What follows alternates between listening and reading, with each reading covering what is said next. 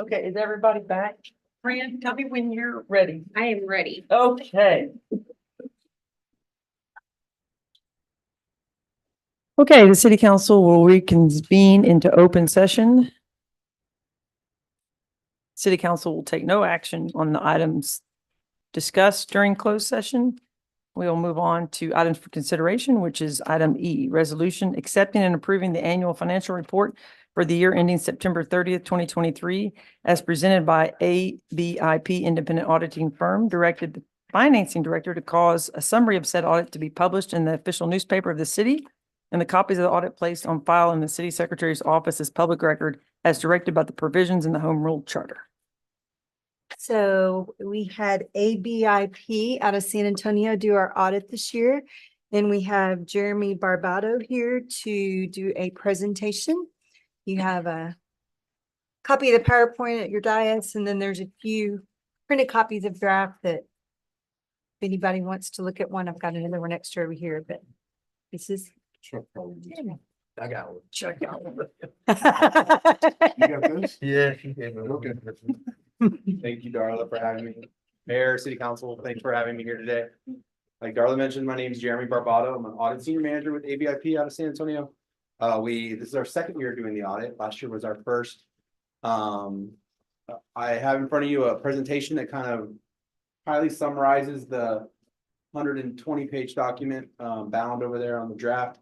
It is a draft. It's awaiting y'all's approval and acceptance. We're confident in the numbers and the syntax and everything in the report. We just can't finalize it until y'all accept it today. So I have the PowerPoint in front of you. It's on a little bound document, and then I also have it on the screen here for the public, just so y'all don't have to look up at the screen and you can follow along. Starting on page 1, it just explains what's in the financial report, the big bound document. It starts off with the independent auditors report. That's actually our letter to the public stating what our scope of audit work was. And that's audit the financial statements for the city as of and for the year ended September 30th, 2023. The next section behind the letter is the management discussion analysis. Kind of gives we call it the cliff notes of the financial statements, gives it a little more narrative on more layman terms of what happened on a comparative basis from 2022 to 2023.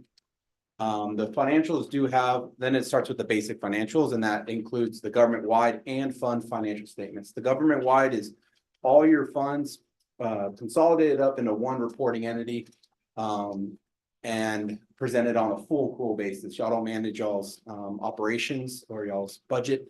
In accordance with that, this is mainly meant for the private industry and bondholders, so they can see how you compare on a more for-profit stage. The fund financials is how y'all operate y'all's budget. It's more on a current financial resource method. And it shows your expenses and your revenues that we budget and how the cash flows happen for the funds. Then it follows with the notes to the financial statements that give a little more meat behind the financial statements themselves. There are some required and other supplementary information that we have to include. It's mainly budget to actual schedules, your net pension and OPEB liabilities schedules. And then the compliance section is y'all do expend more than $750,000 in federal funds, which requires a single audit in accordance with the uniform guidance of the United States. I'll go over each one of those in a little more detail on what goes on in there. Again, the independent audit report. These are the audit standards we follow, the generally accepted accounting standards, the government auditing standards, and again, the uniform guidance, because y'all did receive over 750 in federal aid. The purpose is to form an opinion on the financial statements, independent from the city. And we do, our opinion is unmodified. It's the highest opinion you can get. Basically states that we had no modifying statements in the financial statement. So they are in accordance with generally accepted accounting principles of the United States. A management discussion analysis has, again, the financial highlights, and also has a blurb at the end that shows if you want further information. It kind of gives the financial statement users or the public direction on where to get that information. Real high level on the government-wide financial statements. Again, this is all your funds consolidated up into one reporting entity. You did have, at the end of the year, your net position of $123.1 million. That's the amount that your assets exceed your liabilities for the city. Broken up between that is the governmental activities of 88.8 million, and then your enterprise or business type activities, which consists of your gas, harbor, and sanitation funds, consolidated up to 34.3 million. Net position did increase by 23 million over 2022. Governmental activities accounted for 11.9 of that increase. The other 11.1 was in your business type activities. Governmental funds, which is all your funds, excluding your enterprise funds, the gas, sanitation, and harbor funds. Total fund balance was 64.5 million. Of that, unassigned fund balance was 34.3, and the general fund had 17 months operating reserves. GFOA, which is Government Finance Officer Association, recommends anywhere from 3 to 6 months operating reserves, and y'all are well north of that.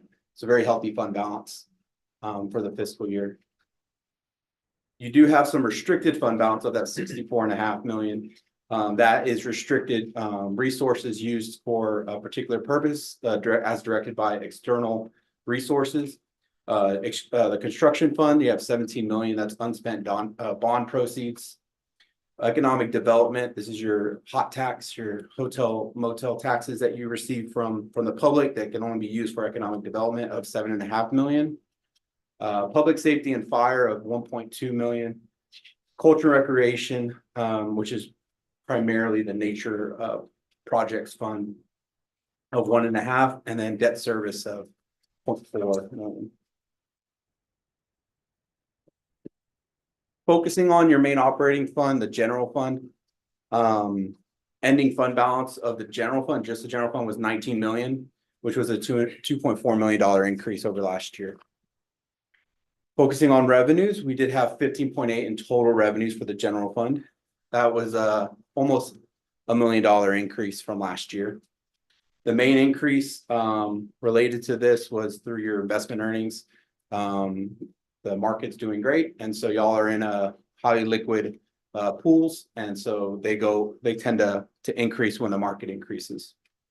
So investment earnings increased by 1.1 million over last year's investment earnings. Taxes, sales, and ad valorem taxes increased about $350,000 from last year. And license and permits actually went down this year of 891,000 from last year.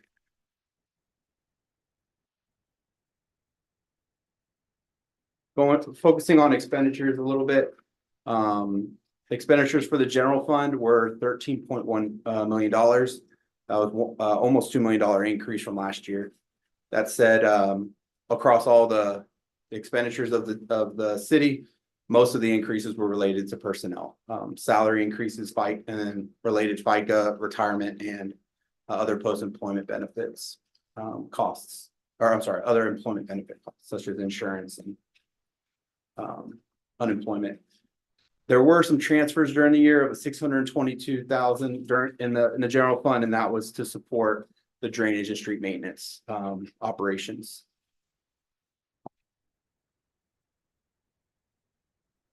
Focusing on the proprietary funds a little bit, just looking at the gas fund, ended the year with 18.6.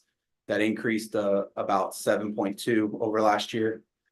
The harbor fund had 15.2, which is also an increase of 3.8. And the sanitation fund had 276,000, which actually went down 110,000. In the first bullet point, the unrestricted net position, I do want to point that all three of these funds are heavily invested in infrastructure, and that's what the net investment capital asset is. So that piece of your net position cannot be used for future operations because it's invested in your infrastructure. So when we carve that out, it leaves negative, unassigned, or unrestricted net position. A lot of this negative is as a result of the city's change in your net pension liability. some of the other options that y'all chose for your employees for your net pension options cause your net pension liability to drastically increase. It went from 1.2 to 6.4, I believe, billion at the end of the year. So it's kind of a paper number out there. Like if the doors were to shut, you would owe the pension plan 6.4, but that obviously didn't happen at September 30th. So, but nonetheless, we're required to record it in accordance with our standards.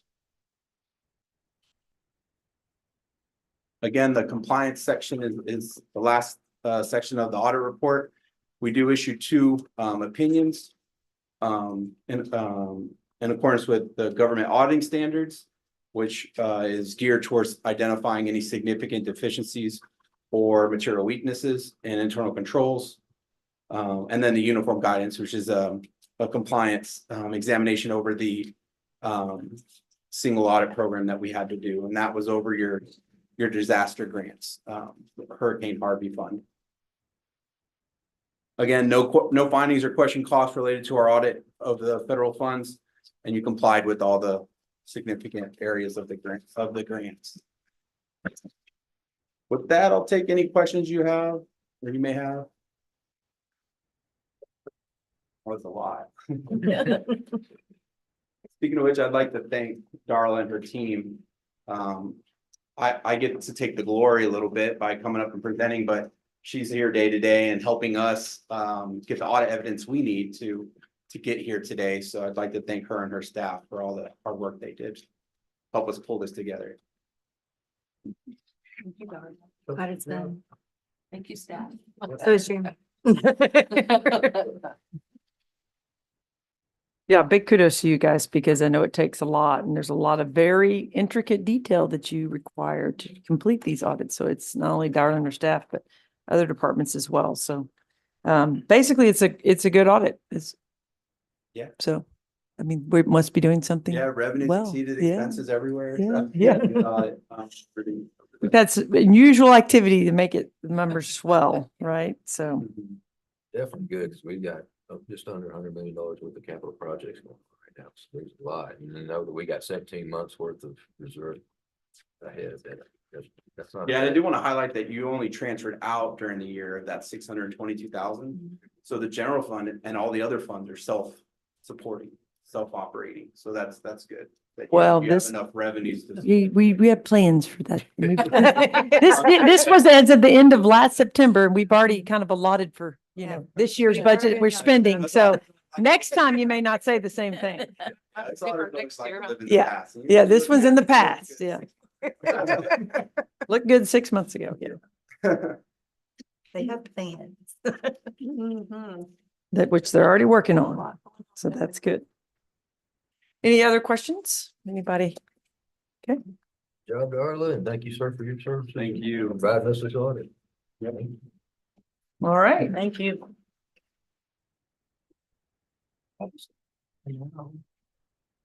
Okay, we have a motion to approve the annual audit. I'll make a motion to approve the annual audit. A second.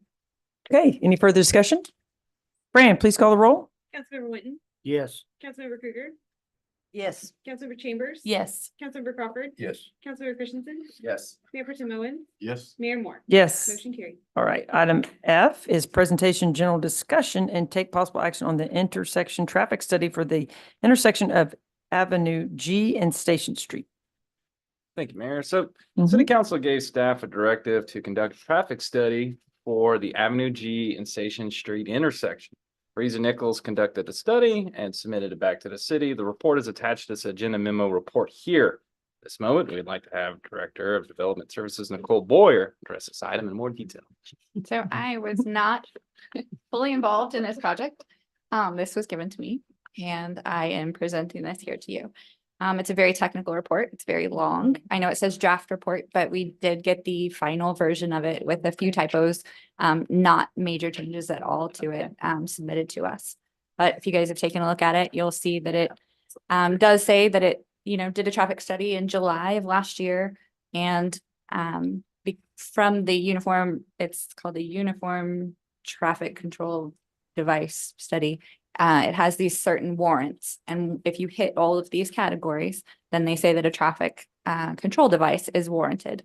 In our situation, it does say that a traffic control device is warranted in that location. They do not suggest, I mean, they say that there's two alternatives. There's one that's a four-way stop that will inevitably cause some pileup and some problems, and then a four-way stop light that would probably solve the problems that we're having there at Station Street and inadvertently solve the problems that are happening at 11th Street and Avenue G as well. There are some alternatives that they suggest with some, right turn lane, dedicated right turn lanes that I think is part of our comprehensive plan, coming off of Avenue G and then going on to Allister off of Avenue G as well as some curb enhancements that could happen in that Station Street area that would do a lot of good. So I've got any questions if you guys have.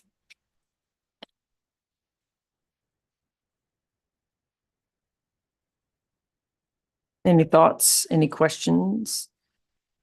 So what happens now? I mean, do we put a traffic light there or we put a four-way stop sign? I think it would probably be a pretty good discussion for you guys to have. I think we've got some things that are coming up that might help with our streetscape design. I think that there's some plans there that could be traffic calming in those areas that might help. Some of the alternatives, like the right lanes, I think we can explore a little bit more before we, go fully to that stop light. We do have the study there. So if we ever, if we tried these other alternatives first and they didn't work, we could always, go back and just install that light as well. But I think it would be probably something that we would, if you guys wanted to do a light at this moment, it would probably be something we'd have to put on the council goals workshop and budget in for the next session. Now, the recommendation was at Avenue G and 11th for the light, or at Station? No, at Station Station, Street. So okay. Avenue G and Station Okay. for the light, because that's where the problems are. But then once you have that dedicated stop, that offers you relief at 11th Street. It stops that traffic and allows that traffic Close to it go down through. enough. So those it's kind people- of like killing two birds with one stone or one light. Yeah. I think the traffic light would be a good thing based on the amount of traffic I've seen back up on 11th, especially during spring break. There would be 15 or 20 cars trying to pull out and couldn't pull out, but a few seconds or whatever a light would allow would ease the traffic flow off of 11th. Plus, that intersection at Station and G stays so hard to cross. So school kids trying to cross, anybody trying to cross, it's almost impossible to go straight across. You only have to turn one way or the other. So if we had a turning lane, if we had a light there, I think it would flow the traffic much better than what we have now. Yeah, I think because all those businesses are right there, especially the stripes yeah. and everything else, yeah. It's pretty congested. So. I think it's great information that they returned, and I think at minimum, some of the suggestions with, cleaning up or reinforcing some of the existing curbs and proposing new curbs around some of those businesses would help some of the crazy traffic that happens there, to Mark's point. But I think, yes, last year, one of the things we put on the goals workshop that's been in process is the street scape. It's not the best word. I'm still trying to find a better word for that, but the streetscape plans, and they're very close to presenting that. I'm hopeful that that'll be by next month. And I think that there's some things in there that will go hand in hand with this study. And so going into goals workshop, I think it'll be a great, time to look at both and see how we can maybe possibly put them together and just see what would be the best plan moving forward. I agree.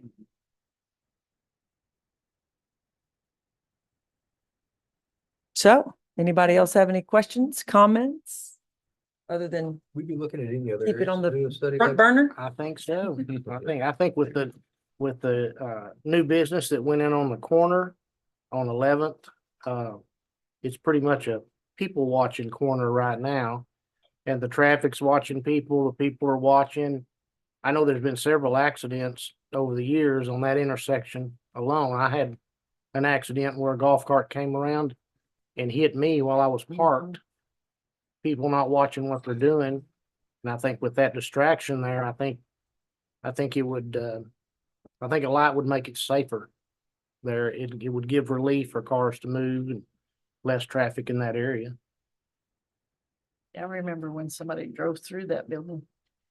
Oh, yeah.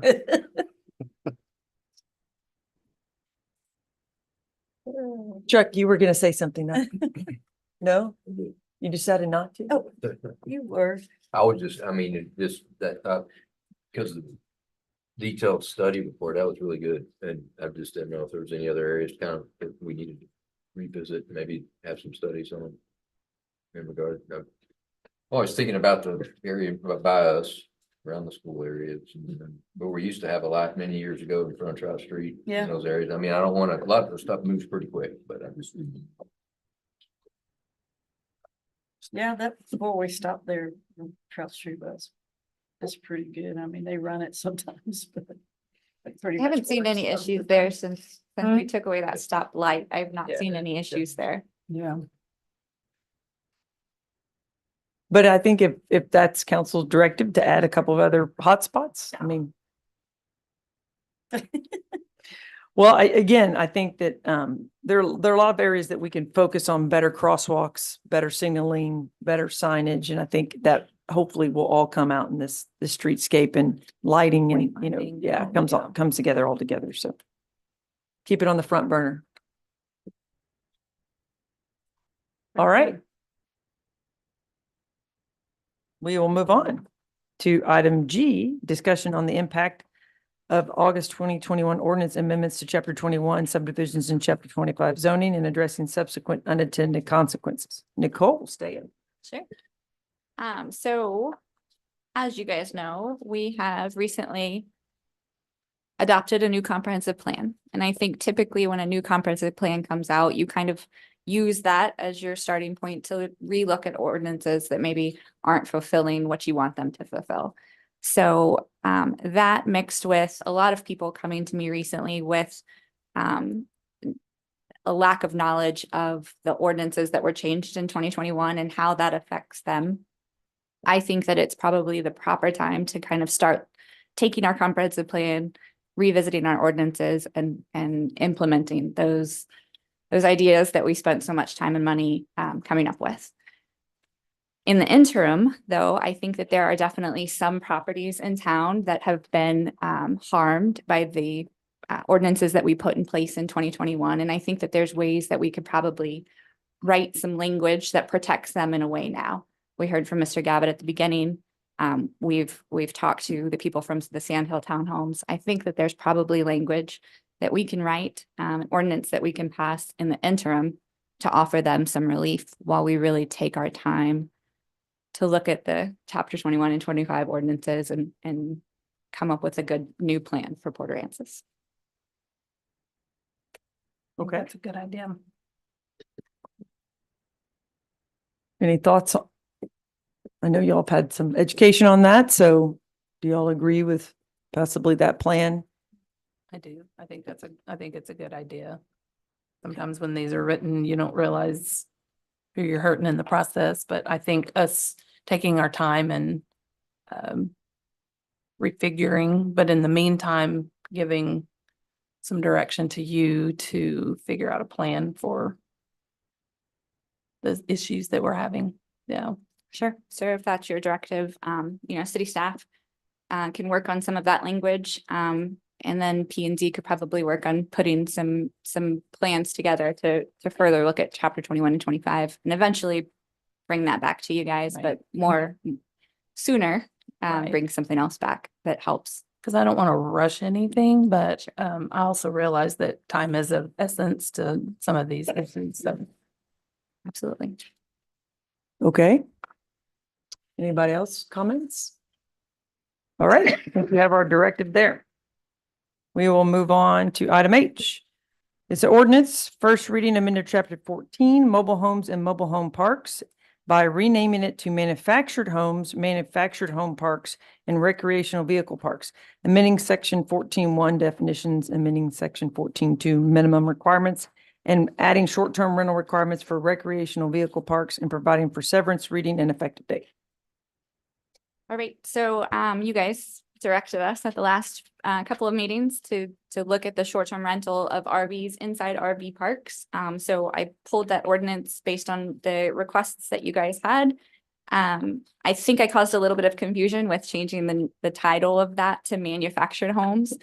It was always called mobile home and mobile home parks. We've always had the ability to have manufactured home parks. They stopped calling them mobile homes in 1976.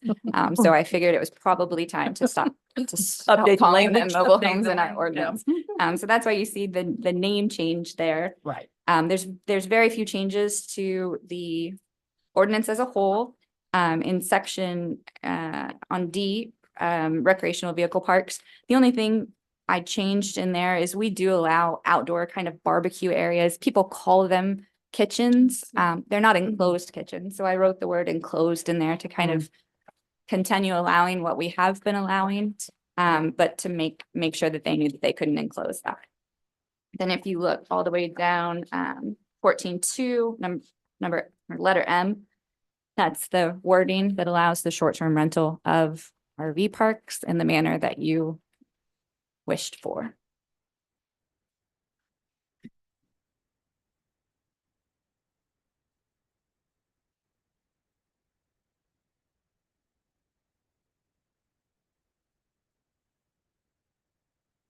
And section 12.252 is just the short-term rental registration requirements.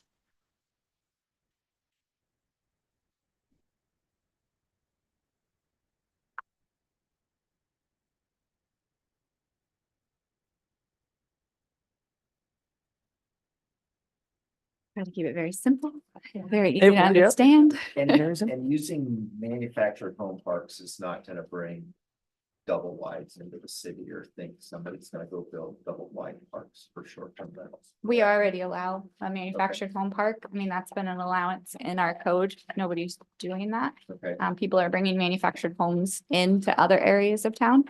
But to do a manufactured home park would be, you would have to conform with the already existing ordinances. and none of those, this doesn't change. It changes none of that. I literally just changed, They're not renting short-term. correct. Okay. And that we'll get into when we go into chapter 25. I'll discuss that a little bit more, but that does not change the prohibition on short-term renting manufactured homes.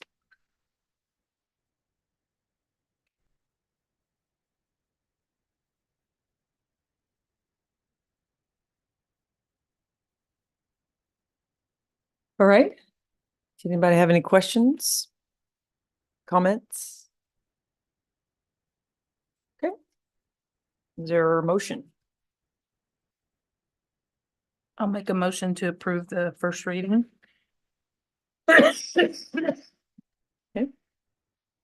Second. Okay. Any further discussion? Hearing none, Fran, please call the roll. Councilmember Crawford, Yes. Councilmember Christensen, Yes. Councilmember Chambers, Yes. Councilmember Krueger, No. Councilmember Whitten, Yes. Mayor Pro Tem Owen, Yes. Mayor Moore. Yes. Motion carried. Okay, item I is the first reading amending chapter 25 zoning, article 3 districts, section 25.115, TR1 tourist recreational district regulations by adding the temporary transit rental of recreational vehicles and providing for severance, reading, and effective date. All right, so this is just a continuation of the previous. In chapters 25, if you'll notice in 25.113, number 1, it does talk about the kind of rentals that are allowed in that use in that zoning district. Same thing for 25.114. Number 3, it talks about temporary transient rental of multifamily uses is allowed. So I thought it was probably proper to also include it in 25.115, number 5, and you'll see that language just added similarly to the other zoning uses and in accordance with the other ordinance that was just passed.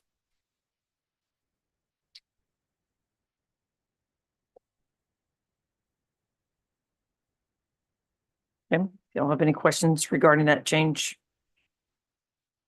One sentence or two? Okay, we have a motion. Make a motion for the first reading amendments of the City of Port Aransas Code of Ordinances, chapter 25, section 25:115. I'll second. All right, great. Any further discussion? Fran, please call the roll. Councilmember Krueger, No. Councilmember Chambers, Yes. Councilmember Crawford, Yes. Councilmember Christensen, Yes. Councilmember Whitten, Yes. Mayor Pro Tem Owen, Yes. Mayor Moore. Yes. Motion carried. All right, item J, discuss and take possible action on the recommendation from the Parks and Recreation Advisory Board on renaming of the new park adjacent to the community center on Allister Street.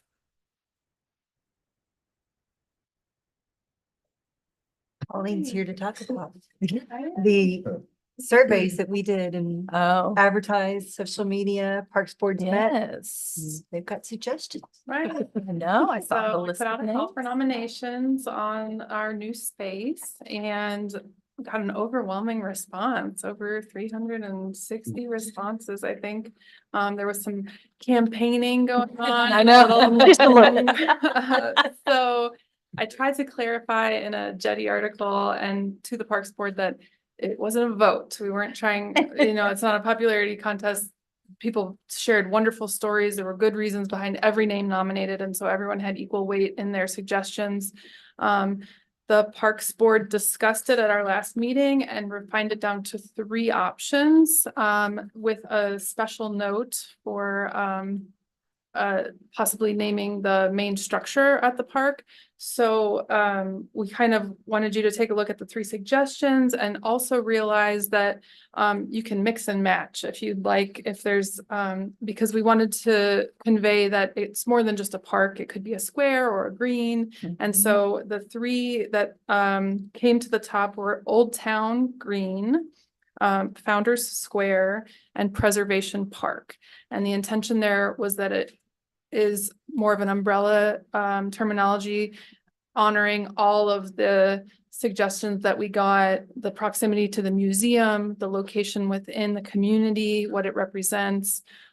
So it's up to you to decide whether you like these options Yeah. or maybe you feel like we didn't represent something here, then you'd like to discuss that. It's completely up to you.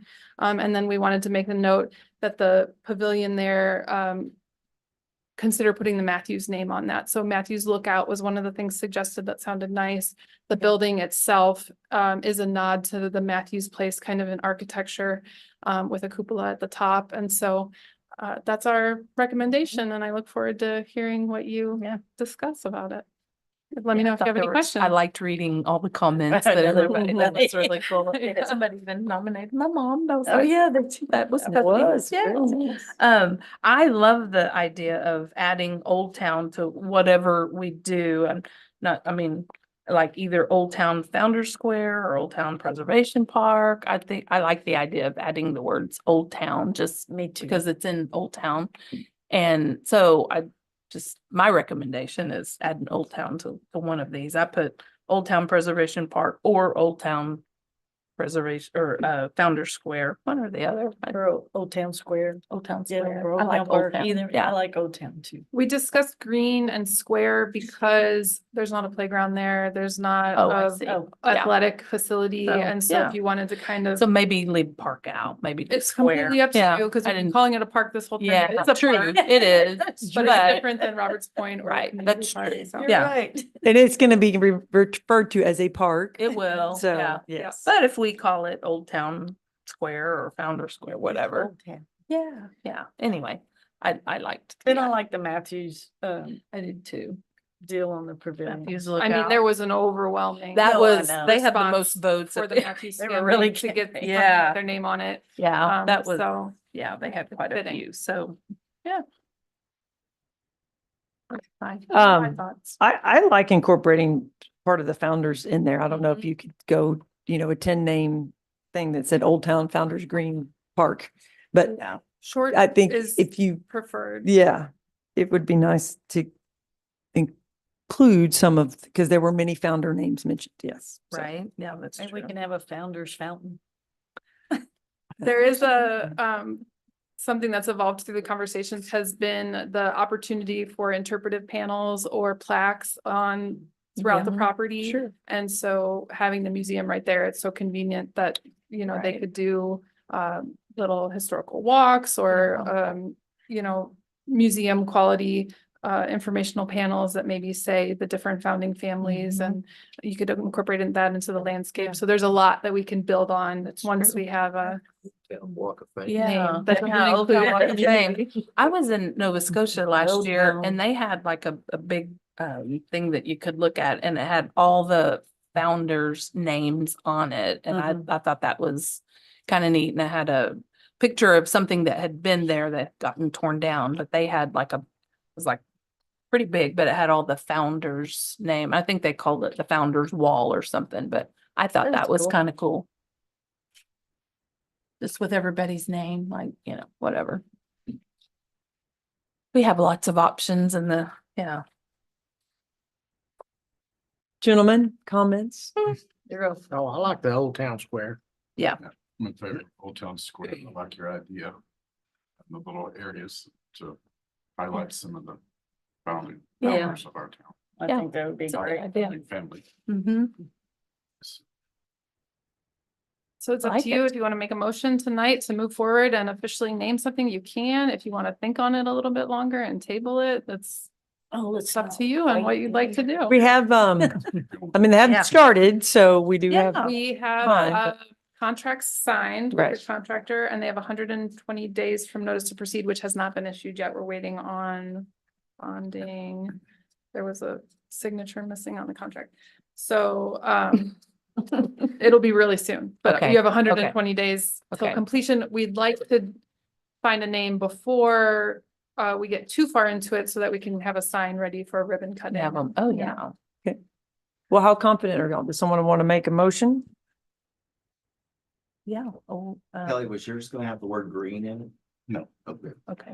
Wondering like. I mean, do we how like often does Old that Town Square and then name something else Guys, founders? Like or- square. Okay. Kelly, if you want to make the motion? So, well, tell me what yours. Fix that to you. Oh. You make a motion. It's coming out. And do we want to add the Matthews Lookout to one of the, or do we want to, Let's- whatever? Let's get Yeah. the name. up. Okay, Go ahead, Kelly. go ahead. I make a motion to name the new area over there, Old Town Square. I'll second. Okay, any further discussion on the motion and the second? It's exciting. We got to name something. All right, hearing none, Fran, call the roll, please. Councilmember Whitten, Yes. Councilmember Krueger, Yes. Councilmember Chambers. Yes. Councilmember Crawford, Yes. Councilmember Christensen, Yes. Mayor Pro Tem Owen, Yes. Mayor Moore. Yes. Motion carried. Yay. There need, We have a Yay, name. Congratulations, you have a new. do y'all park. want to? Thank you for all your work on this. Make any other motions about the Oh, lookout or the do we wanna pavilion? Do that main pavilion structure? I mean, Yeah. Do we need to do that separate? I guess so. We already did that. Yeah. Make a Can you motion to make name it. another motion on the same agenda item? You can Technicality add, here. yeah, we can add to it. Okay, yeah, because you're looking for directive on these items, so I Right. mean, you can separate those two, naming the park and then an The main additional pavilion. motion on the Yeah. potential name. And I mean, you can, if y'all like that particular name, that's great. If your desire is to say something after the Matthews family, then, and give, it's really, Staff so directive. Matthews Lookout was one of the suggestions in the Yeah. long list of things. okay, It's open for, So Matthews Pavilion maybe, because it's Adjustment. a pavilion, not really a lookout, or is it a Yeah. lookout? How high is it? No. 40 feet? it's So it's not really a lookout. it's a pavilion. Oh. I think- so can I make a motion then? You may. To name the main pavilion Matthews Lookout. We're gonna keep lookout or do It's not gonna be pavilion, 40 feet. It's for the Oh, main okay. pavilion. There you go. I like that. Matthews Pavilion, Is that okay? Matthews. Matthews Lookout Pavilion. I don't. No, I suggested Lookout in here. Yeah. Now but you're it isn't- second guessing. I yeah. like it. Well, there's not a staircase, there's not a way to like Look look out. out, so it could cause some confusion. It does roll off the tongue, it sounds nice, so it's really Yeah. whatever you wanna do. Matthews- Do you like Matthews Pavilion? Yeah. I mean, okay. if it was high and you can Okay, see a as long bunch as of it's after stuff, Matt. I So would we'll just look at make the it. motion to name the main pavilion Matthews Pavilion. Okay, I'll second. Okay. Okay, there's a motion and a second. Good job. Good job. Any further discussion? Fran, please call the roll. Councilmember Christensen, Yes. Councilmember Crawford, Yes. Councilmember Chambers. Yes. Councilmember Krüger, Yes. Mayor Tim Owen, Yes. Councilmember Witten, Yes. Mayor Moore. Yes. Motion carried. All right. Okay, All right. thank you, Colleen. I've got 4 in a You row. do. We're Okay, gonna keep but you up here. it's been in a Okay. row. You're doing great. All right, item J, discuss and take possible, item K, authorizing the purchase of the playground structures for Parks and Recreation Department from Craftsman Commercial Playgrounds and Water Parks through by board in the total amount of $1,853,298.44. Funding from the fiscal year end 2023-24 budget capital outlay account 225 Recreational Development Corporation RDC and the capital outlay account 58320, and authorizing the city manager to act as the executive officer and authorized representative of the city in all matters pertaining to said purchase. So we have Corey Soderberg, one of the owners of Craftsman on Zoom, and we have David Andreas, Yes. our representative, our local representative for Craftsman here in-house, and they've prepared a little presentation to show you what we have in the works. And it's also printed out in front of you as well.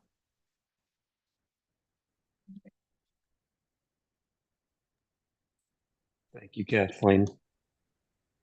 Colleen, sorry. My brain is a little rattled by some storms that we had. For too long. You forgot. Yes, well, no, we had some storms blow through this evening, and actually it was coincidentally right at the same time that you went into executive session. So it worked out very, very well. So let me see if I can get my screen to share how I wanted it to.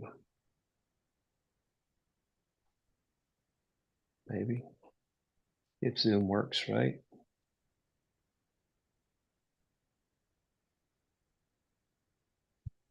So we started this journey here with Colleen and Half and Associates and a lot of others. Colleen, it was last fall, I believe in September. And this has been a dream and a lot of discussion, a lot of planning with many, many people and input.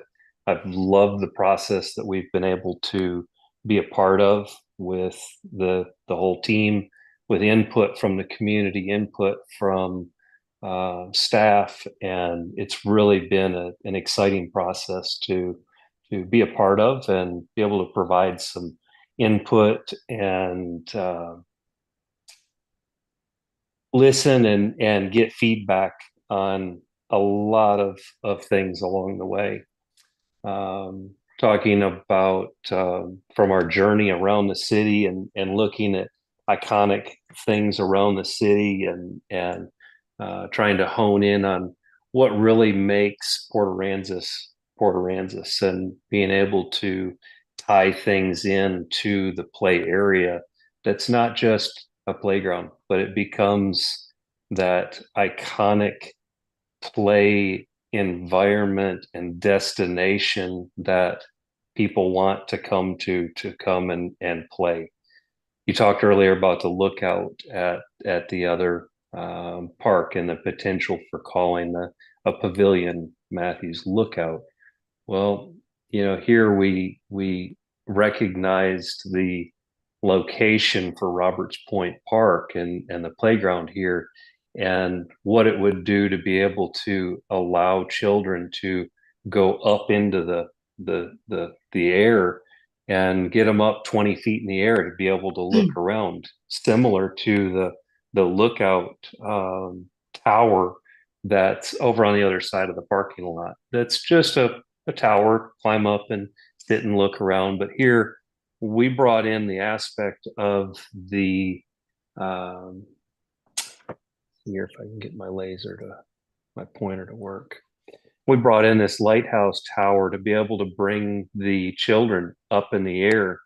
And in order to provide a equitable and inclusive playground aspect, not only are we bringing able-bodied children up in the air, but we're also providing a inclusive play environment for those with physical disabilities.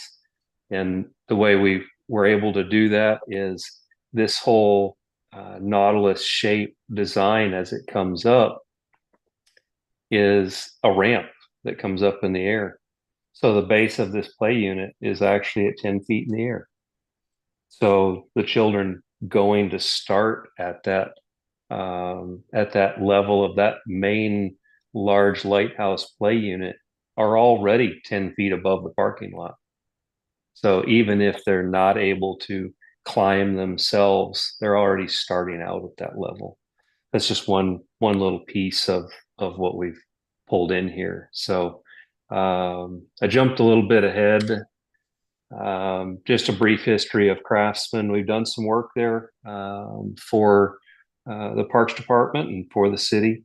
Done some work over at Community Pool. Been in business in the great state of Texas now since 1981. Third generation company at this point. So all three generations are still currently involved and active in the business too. So that's been an exciting thing.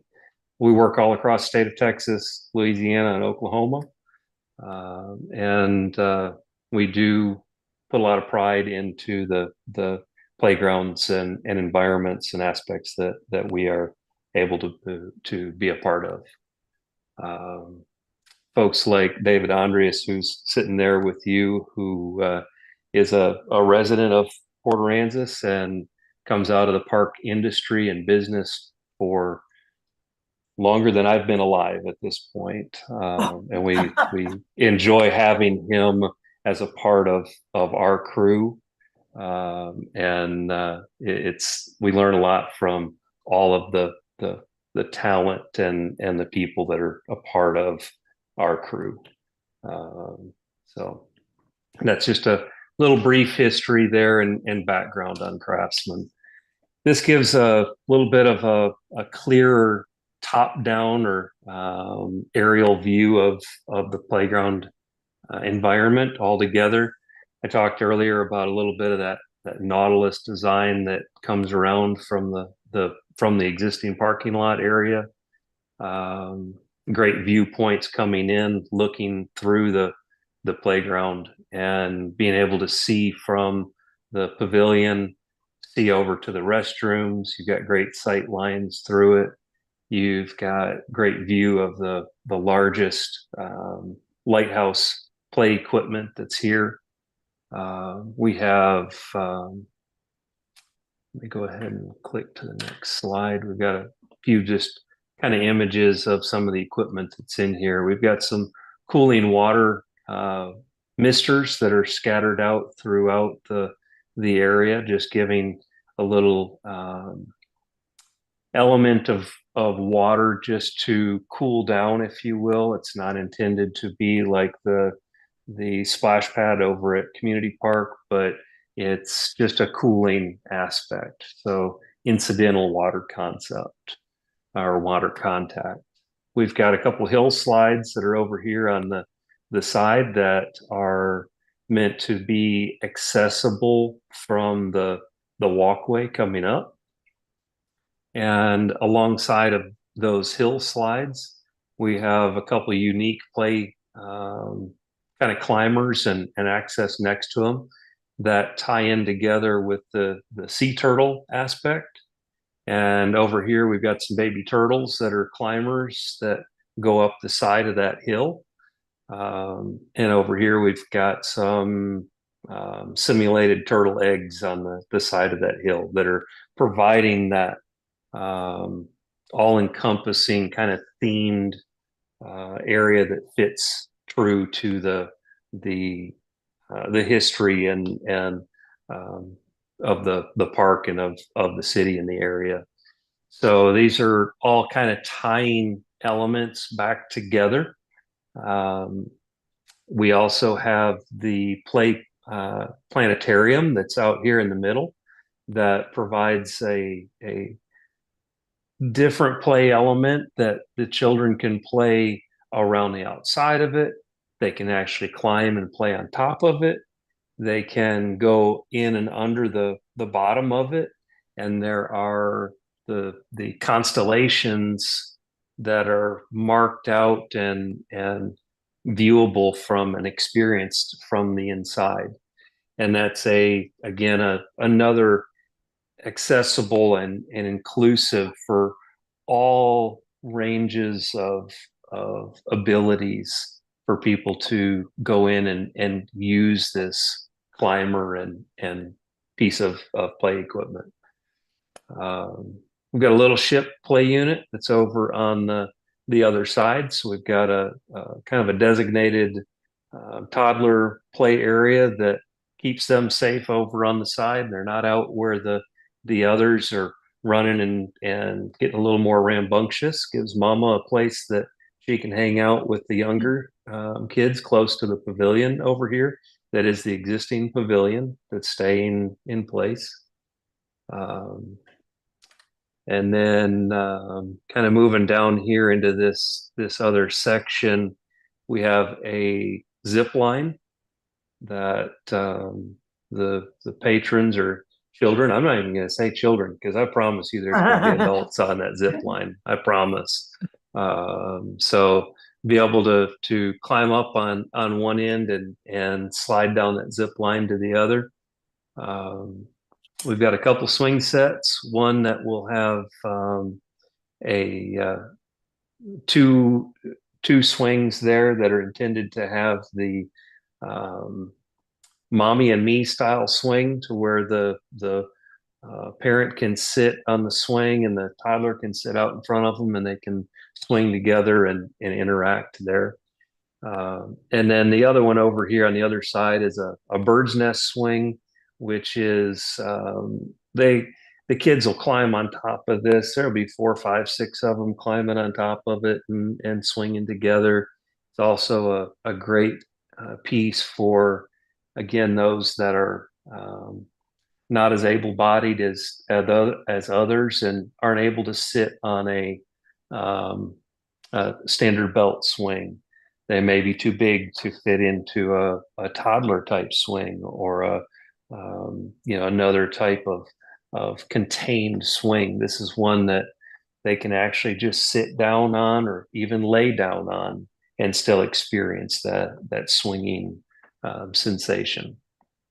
So that kind of talks about the main play elements. We do have several other different types of spinning type different types of play elements that are sit down and stand up spinners that are out here in this area.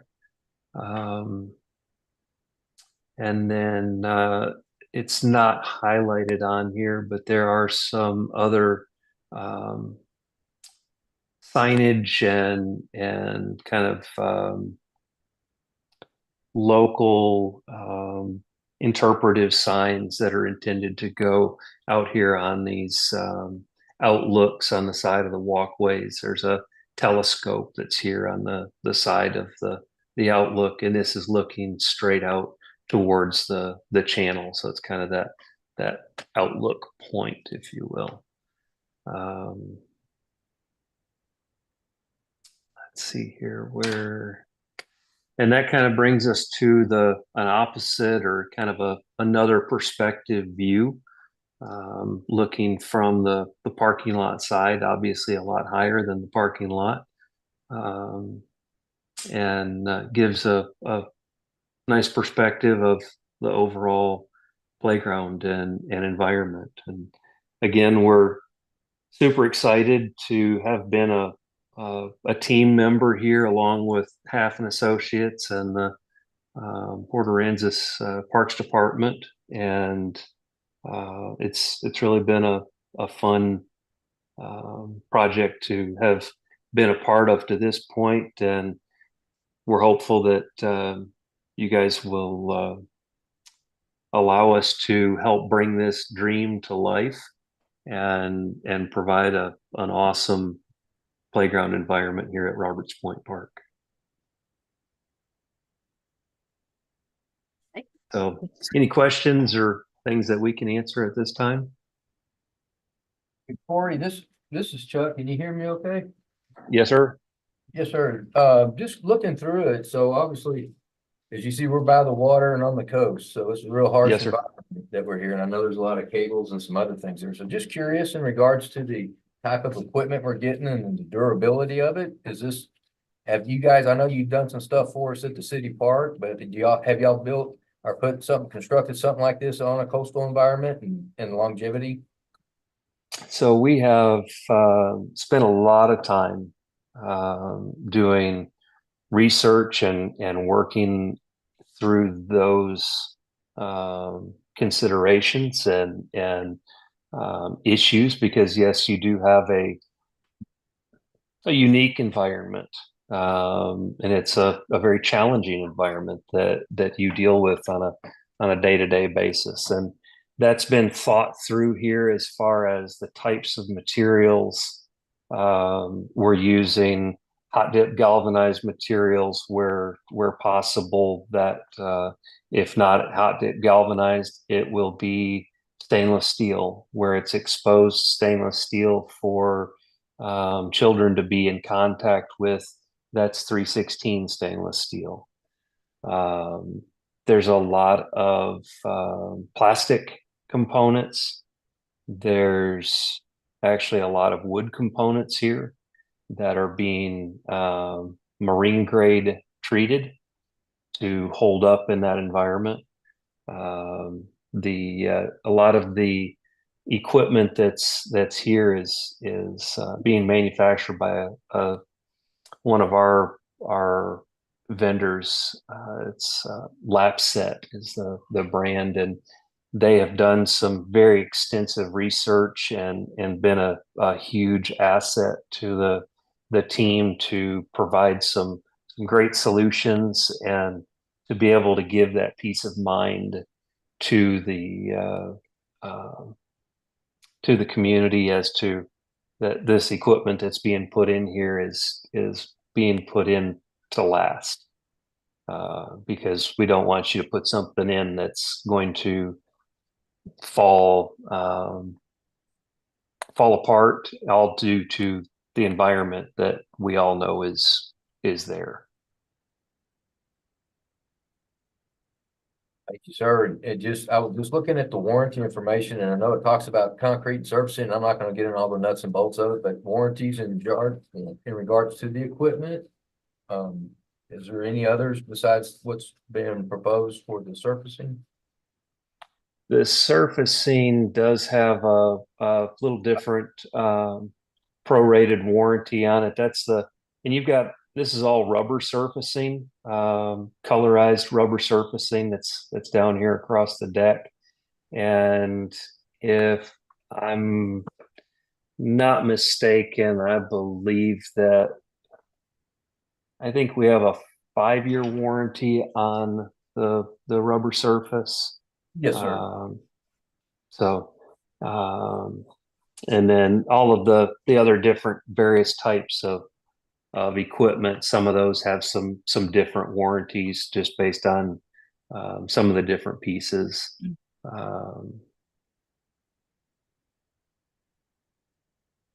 Does that help any or clarify any? Yes, sir. No, I really do appreciate that. And then if we pull the trigger today and give the directive, it looks like the estimated completion time is December of 24. That is correct.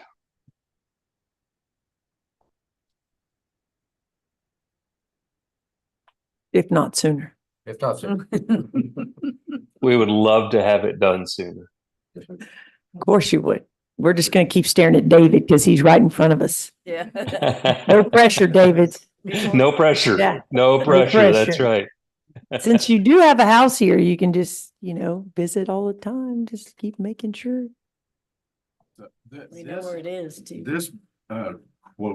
This includes all the site work, elevate all the different elevations and all that stuff, just basically everything but the landscaping part of this. And the water lines, says the water lines to the misters are not included. Have you gotten a price on that? The the water supply to the park for the misters is not included, but the piping connection to those water misters is included. Is that the price Luckily, on that? we have a 2-inch line that runs to the corner of that pavilion, so they just have to tie into that.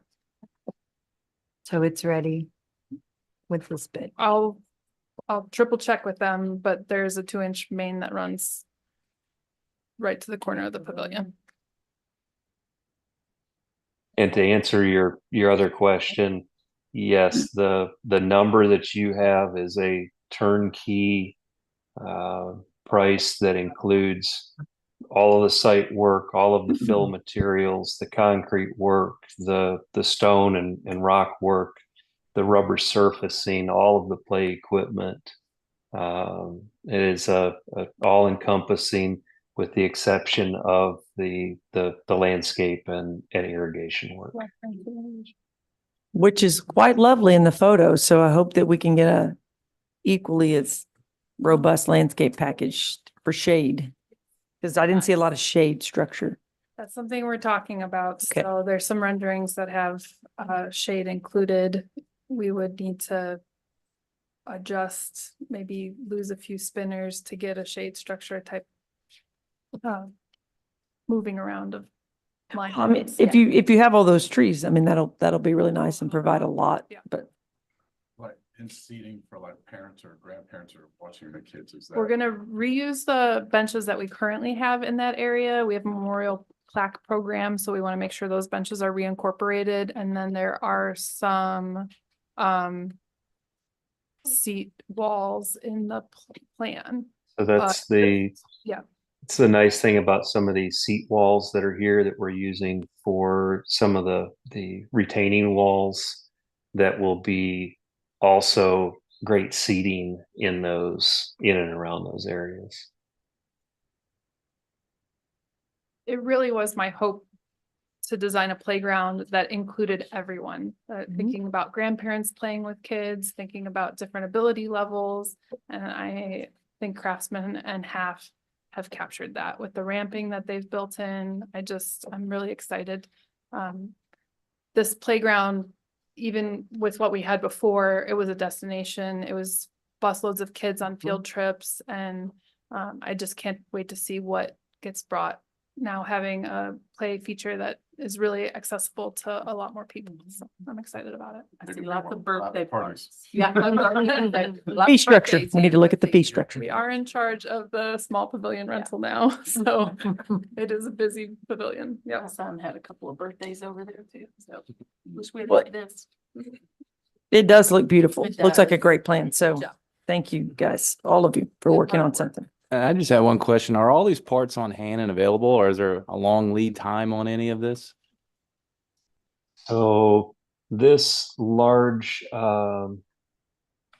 lighthouse structure that you see in that picture, that is the longest lead time item, and that is a custom built piece, custom designed piece, that our time frame to get that is our longest lead time, which we are prepared to be starting that process of the finalization of design and then production and shipping. And that is a 3 to 4 month lead time to get that product. So not all of these items are off the shelf items, and that's partially what makes the time frame for our overall construction a little longer than normal, because we're not actually showing on a schedule that we would actually be on site doing anything until sometime in August, with playground equipment delivery coming in October.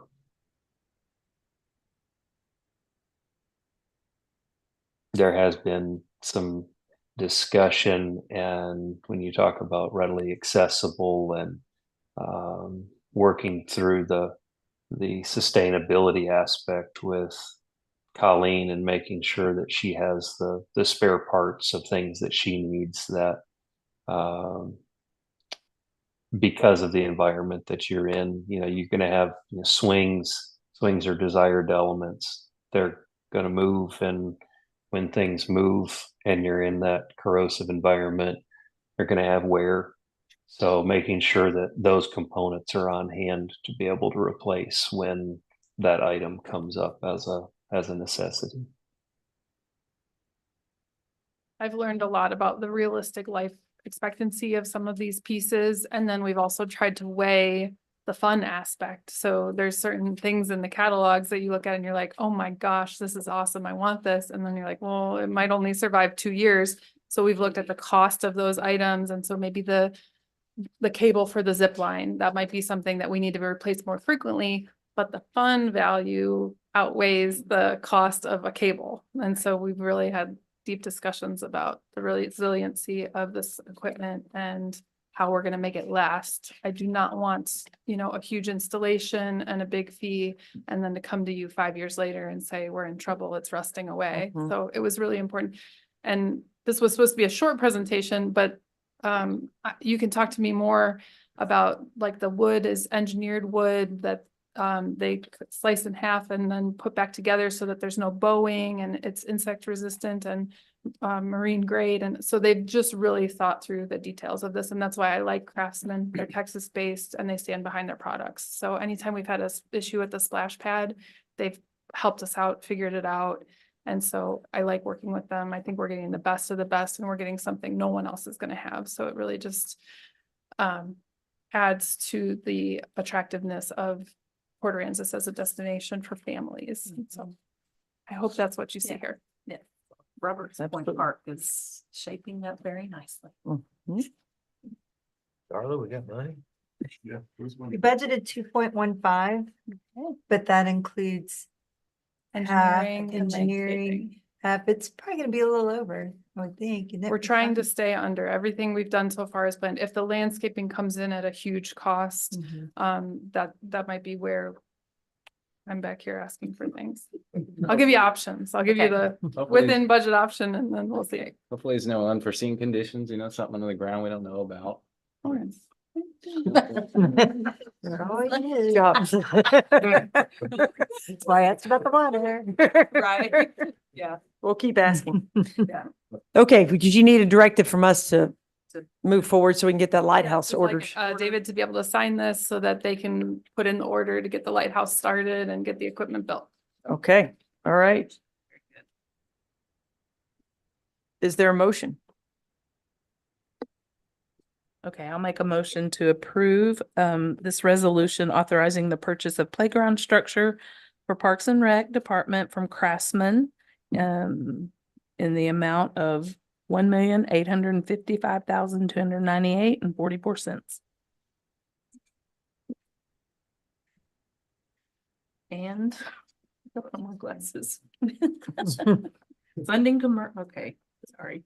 from fiscal year 2023-24 budget capital outlay account 225 Recreational Development Corporation, capital outlay account 58320, authorizing the city manager to act as the executive officer and authorized representative of the city in all matters pertaining to said purchase.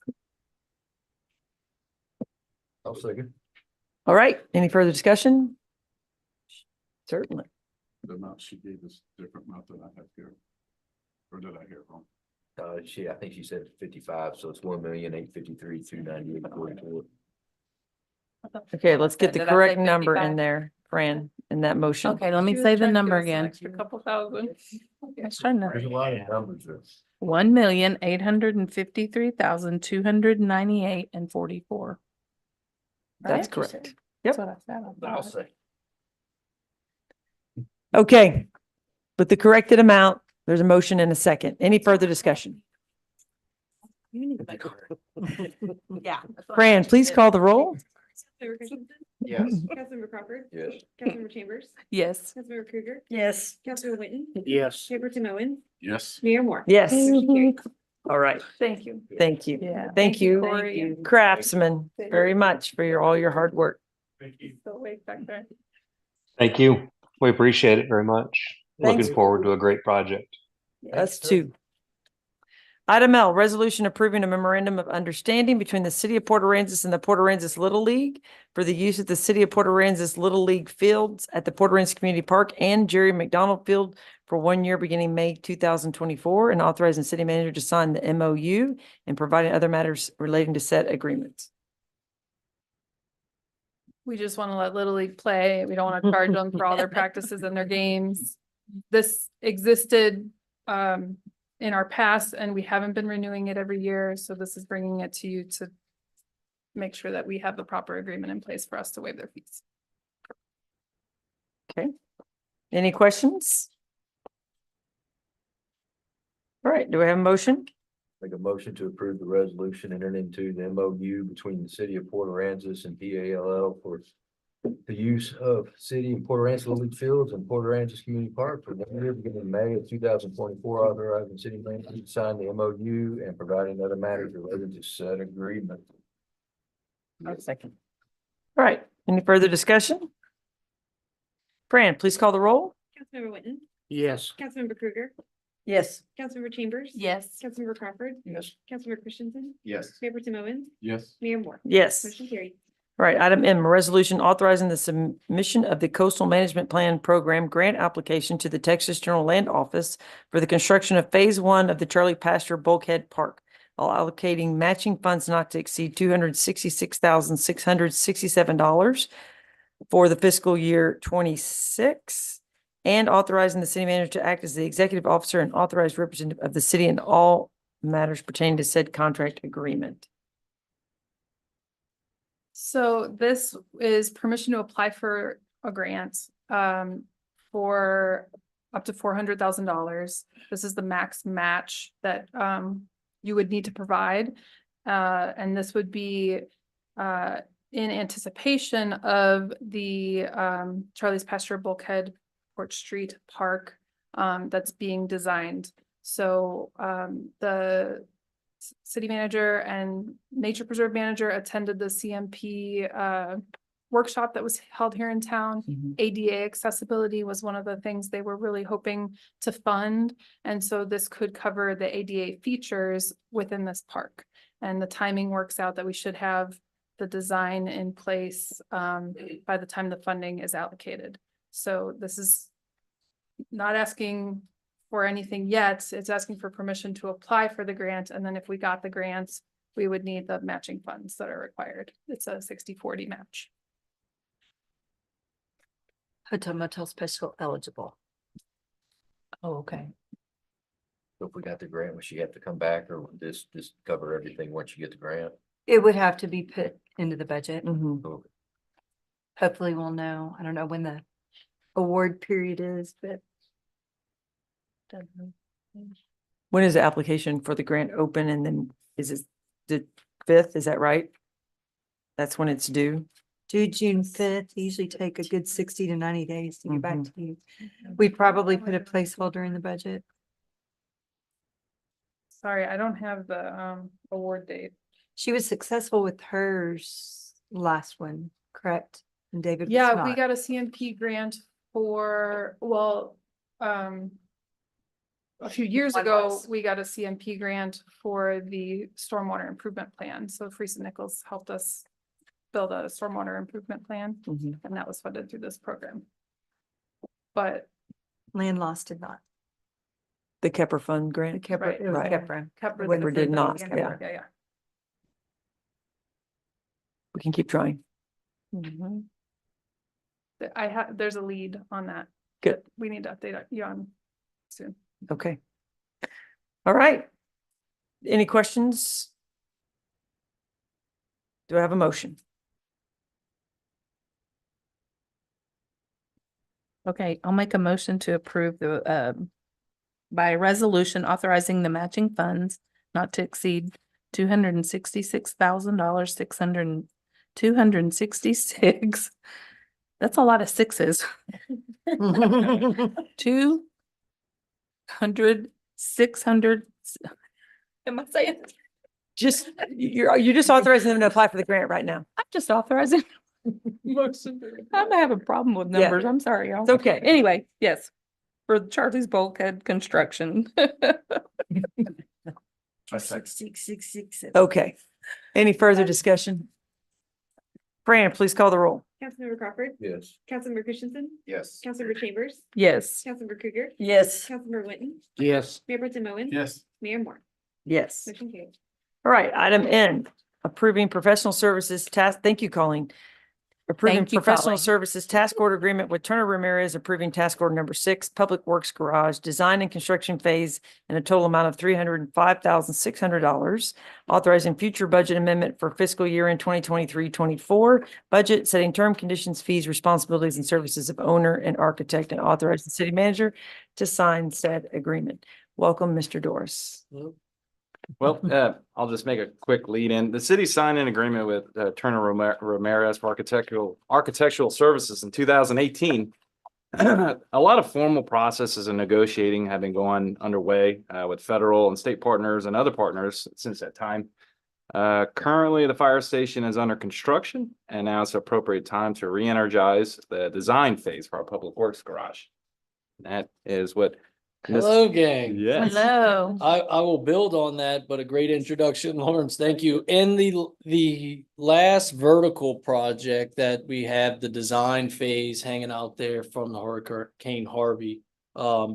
We as a team met with administration and the group and decided, hey, let's get Turner and then ramped up and going for the public works building. We are awaiting some of those settlement numbers, square footage, elevations and stuff from the fire station and public safety to build into the design, but schematically we're ready, site's ready. And to Philip's team and our team in the city, this is down $14,400 from initially proposed as well. So, we'll get more aggressive on this schedule thing as we go, but we have to get started. And so we're asking for your permission to give us $305,600 to approve Turner Ramirez to get going. And we'll manage it as the other ones by the percentage of phases. Okay. Any questions? Looking at the duration and the time frame, it looks like if we do this tonight, then it looks like we'd be into construction phase around February of 25. Yes, sir. And there's some hopes and definitely some discussions by David Parsons and us to minimize. These are hopefully worst case time. But the idea is to come right after the holidays, get this thing rolling, fire stations, construction's rocking and rolling. And we should get some pretty competitive bid pricings by that schedule because they're not gone yet on some of the other vertical infrastructure. So there is some strategic planning in that schedule. Mr. Charles. Thank you. Gonna have to get rid of me someday. No way, we just re-signed you up. I didn't say now, I just said someday. All right, any further questions? He'll come visit. All right, do I have a motion? Do a motion to approve professional service task order agreement with Turner Ramirez, approving task order number 6, Public Works Garage, design and construction phase, in the total amount of $305,600, authorizing future budget amendment for the 23-24 budget, setting term conditions, fees, responsibility, service order, owner and architect, and authorizing city manager to sign agreement. I'll second. Okay, motion and a second. Any last bit of discussion? Hearing none, Fran, please call the roll. Councilmember Chambers, Yes. Councilmember Crawford, Yes. Councilmember Christensen, Yes. Councilmember Krueger, Yes. Councilmember Whitten, Yes. Mayor Pro Tem Owen. Yes. Mayor Moore. Yes. Motion carried. Thank y'all. Thank you. All right, item O, presentation from Broadus and Associates on Hurricane Harvey recovery. Rod. Evening, Rod. council members. Tag team. Yeah, I'm here to brief the Harvey update for the project status. We currently have 6 projects working right now as we speak, soon to be 7 as just witnessed. That one's not actually started. 6 are going on right now. The good news is 2 of them are almost done. Just a matter of weeks, really. We'll start with the public safety building right across the street. It's about half done right now. They're on schedule. Everything's looking good. I was out there one day and somebody was walking their dog and they were painting it blue. That was just waterproofing. That's not the color of the building. Now they're putting pink insulation on it. That's not the color of the building. It's going to match the aesthetics of the harbor master and the soon to be fire station. So they're all Awesome, good. yeah. Sad to say it's not going to match the aesthetics of but it, Oh, it will be. When we're done with this place, we're, that's, that's what I yeah, hear. yeah. So public safety is going good. Mhm. Inside, they got the metal framing up. You can kind of get a feel of how it's laid out and it's going to be nice. Definitely an upgrade. Moving on to the fire station, as you know, they just started, seemed like the groundbreaking was just a few days ago, but actually doing groundwork out there. It's a little slow right now because they came into some encounters, some unforeseen conditions underneath from the previous water tower and some concrete and some pilings out there. Engineers are working on that, and it's not really going to be significant. So there should be no problem when the engineers, the architect designs a way around those pilings.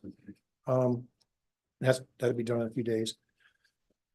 Charlie's Pasture bulkhead, that's almost coming to an end. If you've been out there, it looks really good.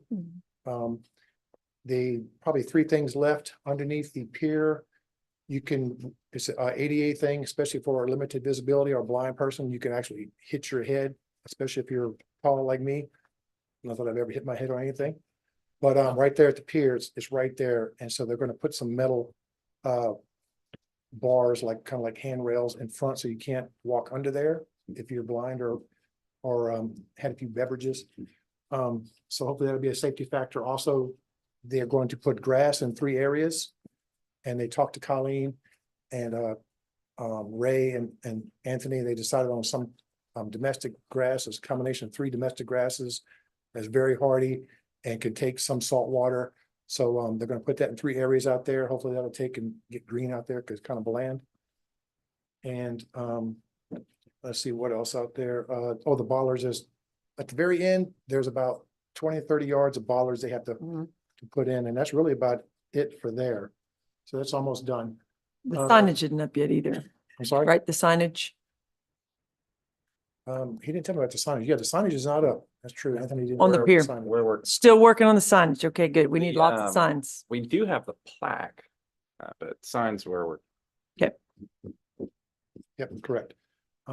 Nature Preserve and Boardwalk. As you know, that we'll get a little history. We kind of unexpectedly got the permit right at the last minute, and Urban Engineer was able to get the bid out, and they started, Shirley and Sons got it, and they started construction, putting their stuff out there April 30th. Last 2 week and a half, they started building the land bridge. That's a temporary land bridge. If you've seen it out there, that's not going to stay. That's to get to the work area. They just finished that yesterday, so they can get across that water, and they're going to start in the very, very back. That's where the work's going to start, and they're going to work their way forward. And when they get done, they're going to take that land bridge out like it was before. So that's just started. And that's supposed to be done by the end of October. And they have to be because the permit to be done. If not, they'll have to deal with the wrath of Colleen and Ray. So they're always on, well, Shirley and Son does a good job about staying on schedule. So right now they're working 5 days a week, 10 hours a day. But I've seen them out there working weekends on the bulkhead in the rain. So if they get behind, I'm sure they'll catch up, depending on weather. The gas distribution system, that's the biggest project by far from the recovery effort, get the exact number, $24 or $25 million. Progress is going, no major issue there. The thing they're working on now, due to safety concerns, when subdivisions and places have one way in and one way out, they've been cutting the road. They cut half the road and leave the other half open. And we're only talking like 10 or 12 feet. And then they get that done and then they fill it and they do the other side. It's kind of a safety thing for EMS or big fire trucks or something like that. That wasn't in the contract. So we're working with FEMA to get that put in the contract so they can do bores, which cost more and it doesn't mess with the road at all. So it's kind of a safety thing, and FEMA pretty much goes along when you mention the word safety. So hopefully that'll be fine. Harbor Master Pavilion, that one's almost done. On your handout packet, it says the ribbon cutting is going to be 19 June. That's not going to happen because we didn't realize that that's a federal holiday. And we have EDA people coming down, Economic Development Agency, that contributed $5 million, are coming down from Austin and maybe DC, I believe. So that, we have to reschedule that date. So I'm not sure that's in the works right now. And we'll let y'all know. But that's going to be very soon. Substantial completion was done a few weeks ago that enabled Rob and his crew to get out of that container and into their offices. And pretty safe to say that Rob and his harbor master crew are probably have the highest morale of any team working right now. And Rob's got a great view. I saw the plans, but it said Rob's office. I was kind of excited, and I realized it was Harbor Master Rob. Not. Has a great view. For the first time, he can actually see most of the harbor. So they're all very happy, and it's a really nice building if y'all haven't seen it. It's incredible. went in Yeah. there. You It's can go really to it. cool. You don't need hard hat or anything now. Yeah. They're pretty much, biggest thing now is the dog park and some, punch list items and nuts and bolts here and there. Nothing really major. The dog park, they poured the concrete and did the water fountain this week. So that's probably the last big thing. And we got plaque coming, and 3 signs, the sign for the building itself. And, the logo that goes on the front. Mhm. And we gotta figure out how to put a light on that. Let's see what else. Okay, the Public Works Garage, that's been covered, but that's a new project. That's gonna start well after the fire station gets going, so they can tear that down later, Public Works Garage. And as you can see, the bottom there, we got 29 projects we worked on. Currently payments approved, FEMA funding and TDM matching payments, 70,000 and $70.5 million. And also I just noticed it does not include the 5 million from EDA. So technically it's well over $75 million in Harvey recovery money so far. So pending any questions, that concludes my Harvey update. Thank you. Thank you. All right, thank you. You know, he's making me think, I don't think we ever offered, but if someone would like to take a tour of the Harbor Master or any other project or facility, come by, let me know. We can always schedule that anytime. Thank you, Lawrence. All right, item P, resolution approving change order request number 38 for the Harbor Master Construction Project awarded to Barcom Construction in a total amount of $95,659, authorizing the future budget amendments for fiscal year 2023-24 budget, and authorizing the city manager to sign all documents associated with said change order.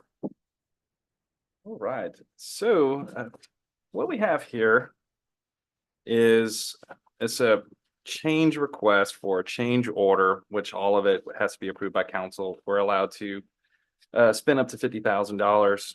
The proposal here is for 95,000 and some change, is for adding piers back in on the south side of the bulkhead at the Harbor Master. There were a few pylons there. We're gonna go back with more, but it's gonna be beefed up. Actually, if you go a couple pages ahead, I'm sure you guys should have it. David Parsons came up with this design. It's a hand-drawn design. Do you see that? There's actually a stamp. I told him he needs to come up with a David stamp with the old fish he's always drawn. But essentially, he's wanting these pylons put in 15 foot apart with pretty much 4 foot above the bulkhead. So you can have boats back in on the south side of the Harbor Master just there. And they're going to be able to bump up against these that they're going to have beams across them. They can tie on 4 vents. We're thinking that at 15 foot apart, you should be able to get boats in spaced well. This will not have cleats. They can tie on just directly to the pylons. What else? We're going to leave a 3-inch gap between them and the bulkhead. And we're also going to have a galvanized 10-inch wide plate attached for standing. It'll be on, I think we called for it to be on the bulkhead side, not the wood side, because we don't want an issue for pinching. If the boat backs into that pylon and it bends a little bit, you don't want that plate grabbing someone on the foot. But so we'll have it from the bulkhead side where no one can slip in. We have a letter here from Broadus. They are good with this, with adding it into the project. But these monies or this portion of the project cost will be on the city. We've expensed our FEMA monies on this portion of the project. And our EDA, yep. Yeah. These are coming out of Hotel Motel Special. We dipped in it pretty heavily for this whole project. Yeah. Well, worth it. It's gorgeous. Yeah, but if there's any questions, let me know. So it's for a change order and a change request to the project with Barcom. Yeah, and I just on page 297, I did it about 3 times, but you total up their numbers, they got to the left, there's about $300 variance, it's a little bit less, but that's probably nothing, but I just wanted to point that out. So in other words, instead of 95,659, it's 95,359, and I didn't know if that makes, because I know everything in resolution and everything has the other number. You're saying the numbers added up are different than a 95,659? Yes, sir. Okay, what value do you get? It's 300 less, $300 less? Yeah, 359. but I'm just pointing at it. Okay, I'm not sure. They could have made a $300 mistake in the upper portion, you know? Yeah, yeah. I don't know if you want, but Sorry- that's y'all's choice if you sorry, want to that do was it for not missed. to exceed 95,659. I would suggest we could go with your value. I would argue that they would probably just go with it if you want to fund that amount, or we can meet them halfway, split the 300 and say, we'll give you 150 for your math mistake, be kind. If we do the 659, then we're covered, even if it is, I don't know how you have to do that. That's They been change all this paperwork. Well, it's a good catch, Chuck. It is, Mhm. it's fantastic. I'm Either gonna way. start counting these better. So- I apologize, I missed that. That's a good catch. It's- the question, so since I prepared it. Like me, Admission. those numbers. Discrepancy between the actual change order is for double three, I or would- is it the math of the? I think it's just a map that they just had typed on the deal. When- Correct response. So it should be 359 is what you can approve. Charles? I believe, like I said, I'll look into it, add it up, and it just was. Yeah, so you're saying if you add up general conditions, labor and material and all of that, that comes to a different value than what's on the change request listed total? Right. Okay. Yeah, I 95, mean, if you add, It's the not- numbers that they got on that page and what Barcom presented, I think you'll see that it's that even their math or whatever, however they did that, it's gonna be off about 300. Gotcha. It's just Barcom. They did that little raise. Yeah, so we can, That's why. I think we can fund either amount, and I think this project will still proceed. Yeah, let's not delay 30 days. Yeah. What's not the purpose? No, I understand. Let's just make a motion one way or the other, Sure. please. Do it, Chuck. I make a motion to approve the change request number 38, change order number 38 for the Harbor Master Construction Project in the total amount of 95,359, authorizing future budget amendments of the fiscal year 23-24, and authorizing city manager to sign all documents associated with said change request and change order. I'll second. All right, any further discussion? Thank you. All right, Fran, please call the roll. Councilmember Cooker, Yes. Councilmember Chambers, Yes. Councilmember Crawford, Yes. Councilmember Christensen, Yes. Councilmember Whitten, Yes. Mayor Pro Tem Owen. Yes. Mayor Moore, Yes. motion carried. All right. Item Q, resolution authorizing the purchase of one 2025 10-yard dump truck from Corpus Christi Freightliner for a total cost of $137,295. It's actually 925. $925. The agenda is wrong, so The I'm agenda trying is to wrong. Okay. was find it this the correctly. correct- $1,137,295. 925. It's 137,925. Okay. Sorry. One. Down below in the financial impact is correct. It's not correct. at the top. Okay, I gotcha. $137,925.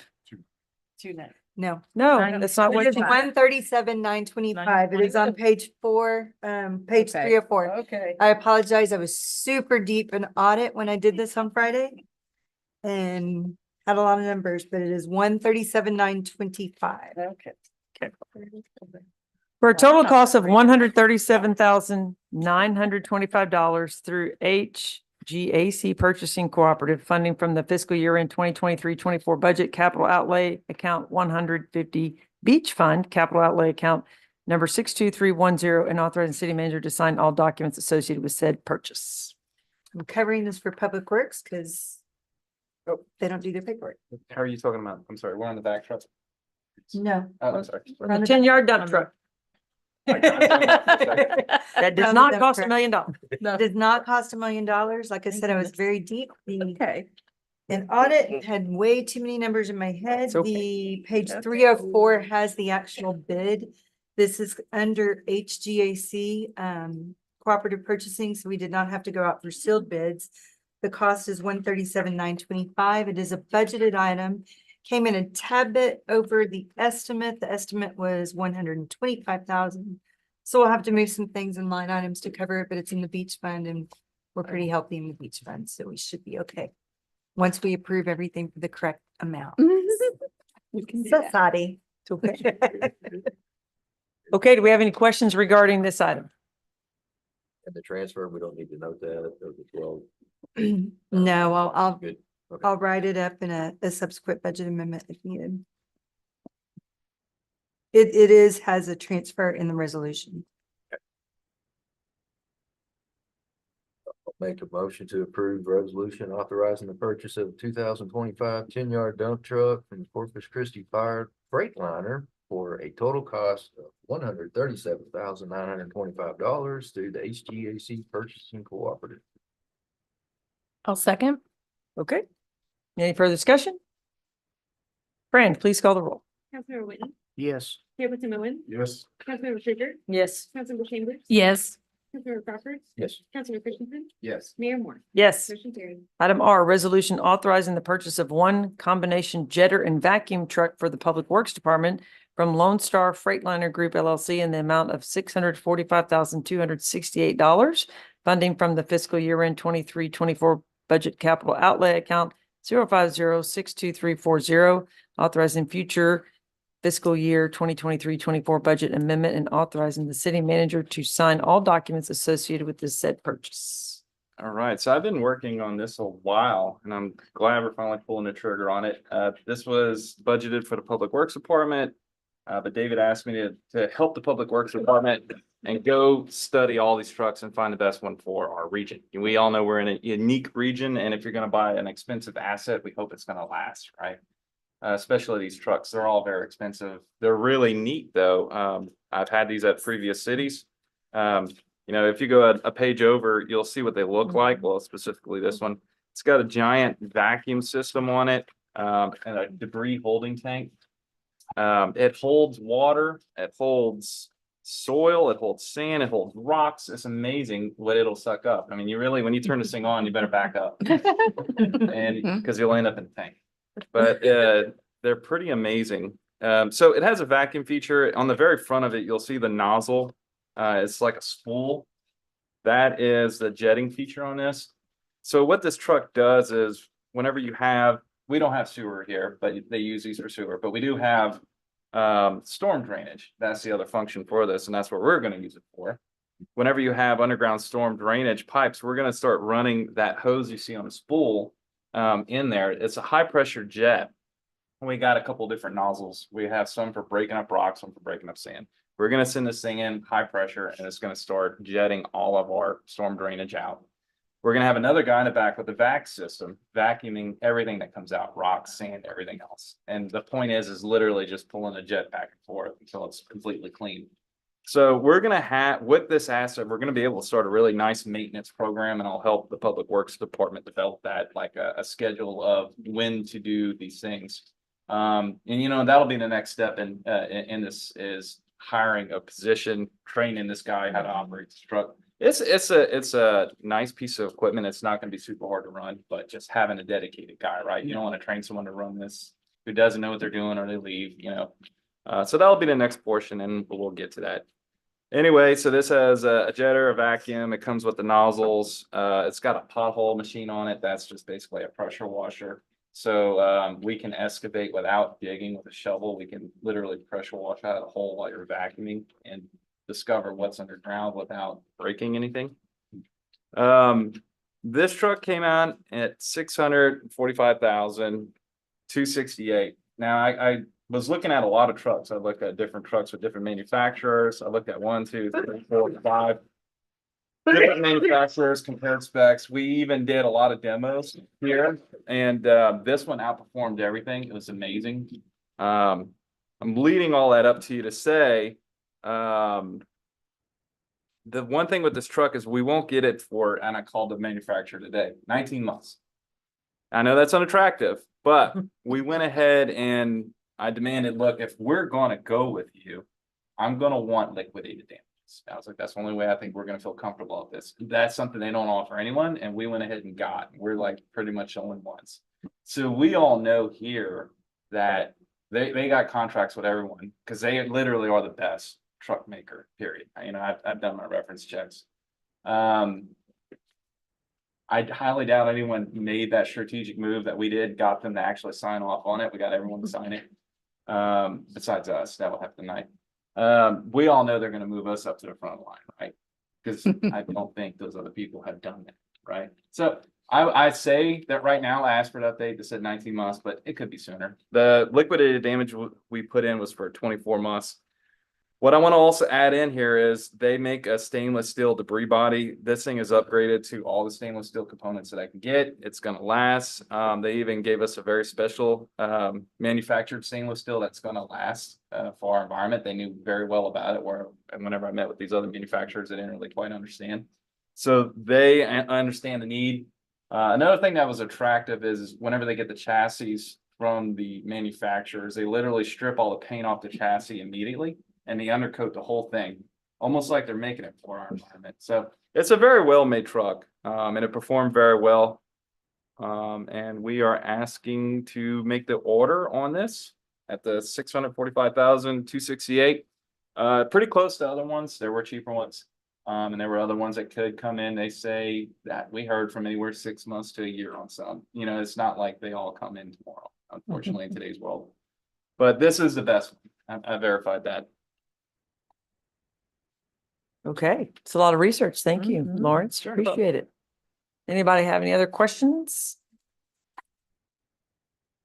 Okay, do I have a motion? I'm gonna make a motion to approve. Okay, Second. thank you. Any other discussion? Fran, please call the roll. Councilmember Christensen, Yes. Councilmember Crawford. Yes. Councilmember Chambers. Yes. Councilmember Krueger, Yes. Mayor Pro Tem Owens, Yes. Councilmember Whitten, Yes. Mayor Moore. Yes. Motion carried. All right. Item S is a resolution authorizing a 3-year tax exempt lease purchase financing proposal from Enterprise Fleet Management for 2023 Ford F-150 Crew Cab 4x2s, 2023 Ford F-150 Crew Cab 4x4s, 2023 Ford F-150 Super Cab 4x2s, and 2024 Ford Transit 350 van for the purchase price of $447,963.63, with the amount to be financed of $304,554.68, with a monthly payment of $9,955.08 for 3 years, and authorizing the city manager to act as the executive officer and authorized representative of the city in all matters pertaining to the said lease purchase. Just check my numbers, they're right. Because I also had to do this from Check Friday. No As you know, we went with Enterprise Fleet Management, changing the way we're approaching our fleet, doing these lease purchases. After 3 years, we kind of reevaluate the equipment, realize if it's the best time to turn it in, go for sale, offset that sale price against future leases. But since there were 9 vehicles, we're not always, if we're just getting a one's vehicle and it's under 50, we're not gonna have to come to you. But when we're over signing a contract for over 50,000, we do need to come to you, and we're wanting to order all 9 of these at once. Page 340 kind of gives you a good breakdown of those 9 vehicles. The delivered price is only $447, but we're only going to finance $304 because we're not really taking the lease out to the whole life of that vehicle in our ref environment. So just for these 9 vehicles, you're only looking at $9,955 a month, which is pretty good price for the lease. So What's the RBV? the RBV was reduced book value. Okay, so that's. So that's what they're estimating the book value of the vehicle to be after the 36-month period. It's kind of the difference. 447 minus the 143 gets you down to that 304 that we're financing.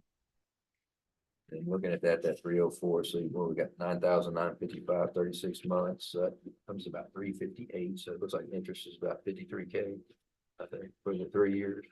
I didn't calculate it for the 3 years, but yeah, they're 300 basis points over the TiVo rate Which on is delivery. About probably, 8%, I'm thinking. that's probably close to Are 8%. we getting four-wheel drive? Some of them are. We are getting 4-wheel drive for every vehicle we buy except for the building inspector. We're getting a So they list Truck only for- 4x2s on their paperwork. On that on that one, you know what? She did a new spreadsheet on the Okay. individual quotes. They They are are 4x4s. They are not, the one for the facilities we're getting is 4x2 because that's Okay. custodial staff. The admin is gonna be for Lawrence because he keeps taking that blue car every Yeah. day. and Nobody can. Nobody use it. has any. His is a When I four got by on sites on two. that, I'm like, Okay. Building Sorry. inspection and code are 4x2. Every other vehicle is 4x4. This is our first round of. doing We these. have gotten some, when they found some for us, we have actually gotten quite a few already. But we did them kind of separate, so we didn't come to y'all. No, no worries. These were a little bigger, but we have the PD transferred over their Tahoes, that was 4. So it's- And then we got, how many so far? We've got 9 already. Yeah, we got 6 for the beach crew. We got 1 for Parks and Rec, 1 for facilities. And 1 for gas came in. But the gas, Parks and Rec, and there were 4 vehicles that y'all approved for purchase about 14 months ago, 15 months ago, never could get them. Enterprise got them for us. So. Good. And Mo, I think just about all these are on the ground, so we should get them pretty quickly. And they'll have all the new branding on them. Have all the new branding on them. We're just got our first door logos actually in today. And then we're working on the bumper City of Port Aransas part still. Okay. The way the city of is perched over Aransas, looks like we're City of Aransas. We may Oh. move that city, yeah. They moved that over to put on top of City of Port A. Look like we're City Port A versus City Aransas. Please. Yeah. We started looking at it going, everybody's gonna read that as City of Aransas. So, Well, all the other new vehicles that have the new branding look great, Good, getting yeah. lots of compliments. So it'll be exciting to see some of these others come in. All right, any other questions, comments, motion? Okay, I'll make a motion to approve. A second. Okay. Any further discussion? Fran, please call the roll. Councilmember Christensen, Yes. Councilmember Crawford, Yes. Councilmember Chambers. Yes. Councilmember Krueger, Yes. Mayor Pro Tem Owen, Yes. Councilmember Whitten. Yes. Mayor Moore. Yes. Motion carried. All right, item T, update general discussion and possible action on the animal shelter renovation. So this item came from Councilwoman Kruger. If you'd like to, Yes, we were, of course, you know, the building is not in great shape. But, you know, we had set aside the 280,000, but it's just not gonna make a dent in all the needs that building needs. The ventilation, I mean, the electric, the plumbing. And there are so many animals, so many big dogs that people are leaving everywhere that we are doubled up in kennels right now. Gosh, I think we have 15, 16, 17, and we've got 2 dogs in 1 kennel and a couple of different ones, and some are living in 3x3 spots where they actually should be peeing and pooping, you know, so we have dogs sleeping in there, eating in there and doing that in a 3x3. That's the conditions we're in now. Sometimes in the summer when we're there late, you know, we try to rewalk the dogs or something because they have to come in so early. The breaker flips off, you know, if nobody's there to catch that and then flip it back on, they're in the heat all night. I mean, it's just so many things. And it's an old building. It's 1984. They built that, and I don't know, Kelly's seen it, and Mark's seen it, and Chuck has seen it. And we just did the fences though. We split the yards, made a big walkway, made it safer, and can put some extra dogs out there, you know, and split them up because we have all big dogs and they don't like each other. I wouldn't like it either. They're all locked up most of the time. I mean, they spend 18 hours in there, you know, they get a few hours a day out, eat once a day. You know, it's just no quarantine rooms, no stray hold kennels. Even if we had 6 more kennels, would help us relieve some of it, you know. We have those 5 outside, but we can't leave them outside at night. And some of those fences and gates are falling apart. We have one that likes to chew on the fence and but they're pretty smart. We have to keep clips on every gate just so they can't knock them open. But I mean, it's old and the ventilation, we have no ventilation in that building. It's. I'm sorry. Oh, it's you. It's your. Can't turn it off, Kate. I think we need to take a look at, getting a new building somewhere else. It's not in a good location. It's done its good. It's not worth putting money into it. It needs to be moved. We need to have a better facility. I think Port Aransas is growing and bettering itself on every corner. And I think we need a better facility for our animals, because I think we're gonna have more animals. We're having more people coming. It's inevitable. I Yeah, think we've outgrown the situation and we need to get a plan together and find a place and get a plan going to get a new facility one of these days rather than keep patching that one. yeah, I mean, cause I just seems like the 280,000 to put it in there is just, it seems like it'd be better toward something newer or a big add-on to it or something. You We've don't got- think the property's big enough there if we built a new building, Mhm. tore that one down, that we don't have enough room there? I would think you'd have enough room there, but I don't know that everybody wants Wants it it, there. yeah. Is the problem. I mean, I don't know where else, like we have that 2 acres by Pamela, but in the big metal building. We've got people concerned. We've got people wanting to donate. We've got Mhm. people volunteering. People are concerned about that, and I think we need to look at getting a plan together to make it better. Yeah, Gulf Coast Humane Society, they help us as much as they can. They have taken 1 big dog, 2 smaller dogs, and 3 puppies over the last almost year. And they've taken 24 cats. They can take that because they can get the kittens. They take the kittens. And so, but the dogs, I mean, everybody is so full. There is nobody that can take an animal. And right now, we're kind of at a stalemate about getting them adopted out because we have all big dogs. And we're just kind of at a standstill right now. We had 1 go out the other day, but we were able to kind of rotate those earlier in the year. But right now, it just seems like more and more people are just dumping their dogs. And there was something on Facebook one day. This one girl says, "Oh, if you tell them you found it on the beach, they'll take it." And so, you know, these kind of comments are being made. So I don't know if they're coming from Corpus or coming from Aransas. You know, we just do the best. The boys are always out on calls. There's a dog loose. There's some dog somewhere. But I know Pee-wee's in Corpus, they don't adopt their dogs back out into Corpus. They transfer them up north to different cities. They do not even try to adopt them out over there. So, I mean, I know Nueces County is building a new one. Ingleside's getting a new one. I don't know.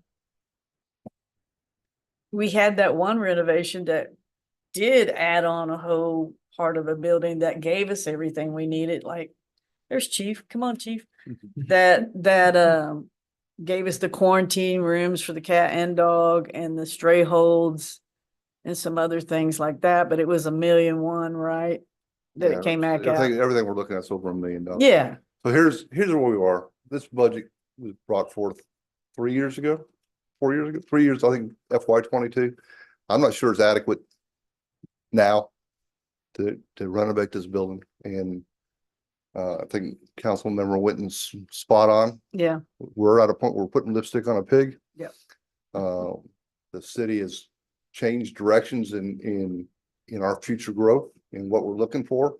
We've got a nice harbor master's office. We got a renovation for City Hall. We've got all these fine buildings and we've got a dilapidated shelter and probably some of the most prime real estate in the entire city. And, but we need direction from the council to say, you're either gonna renovate it Mhm. or you're gonna move it. Cause we're just spinning our tires. We have these meetings and meetings and meetings. Right. And the price is ridiculous. Let's face it, it's Port Aransas. The price is ridiculous. No matter what we do.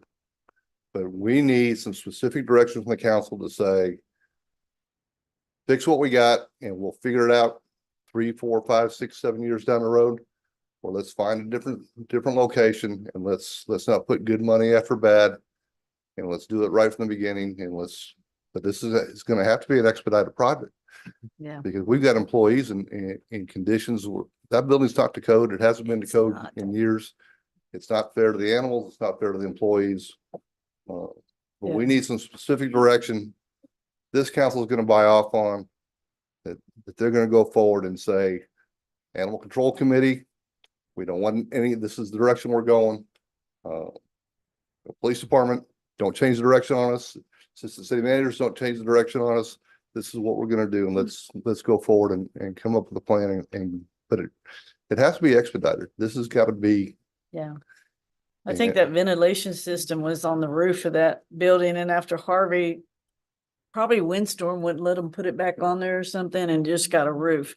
So there is no ventilation. It's not good. No, I agree with the chief, everything Yeah. he said, the working conditions for the animal control officers, the people that are down there. If anybody's been in the building, they know. Yeah. If you haven't been in, you need to go look at it. I think it's time to build a new one somewhere else and have a nice facility, because that's the direction we're headed. So we're gonna keep growing here.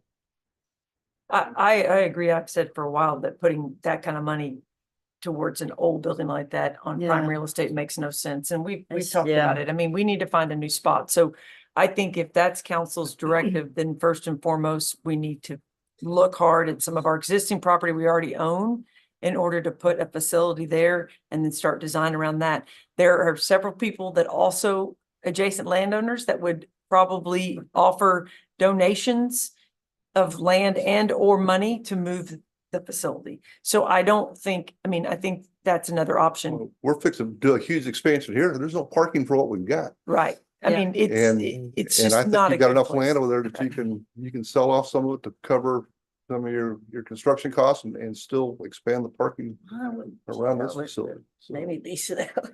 So, Yeah, you're right with the expansion. Certainly just making it accessory parking or future development for municipal buildings is Sure. the thing. to and do. we've got budgeted monies. This project doesn't have to wait till October to get off the ground. Right. We've got the direction. We can start with, if that's the flavor from the council, we can start with design, and when the fiscal year rolls around, be ready to put it out for bid. So we've still got 6 or 7 months to get some of the preliminary work, to identify a site, to identify an architect. And we've got $250,000 already budgeted. Yeah. We're gonna understand that until that new building's there, we're gonna be throwing money at that one just to keep it running. So.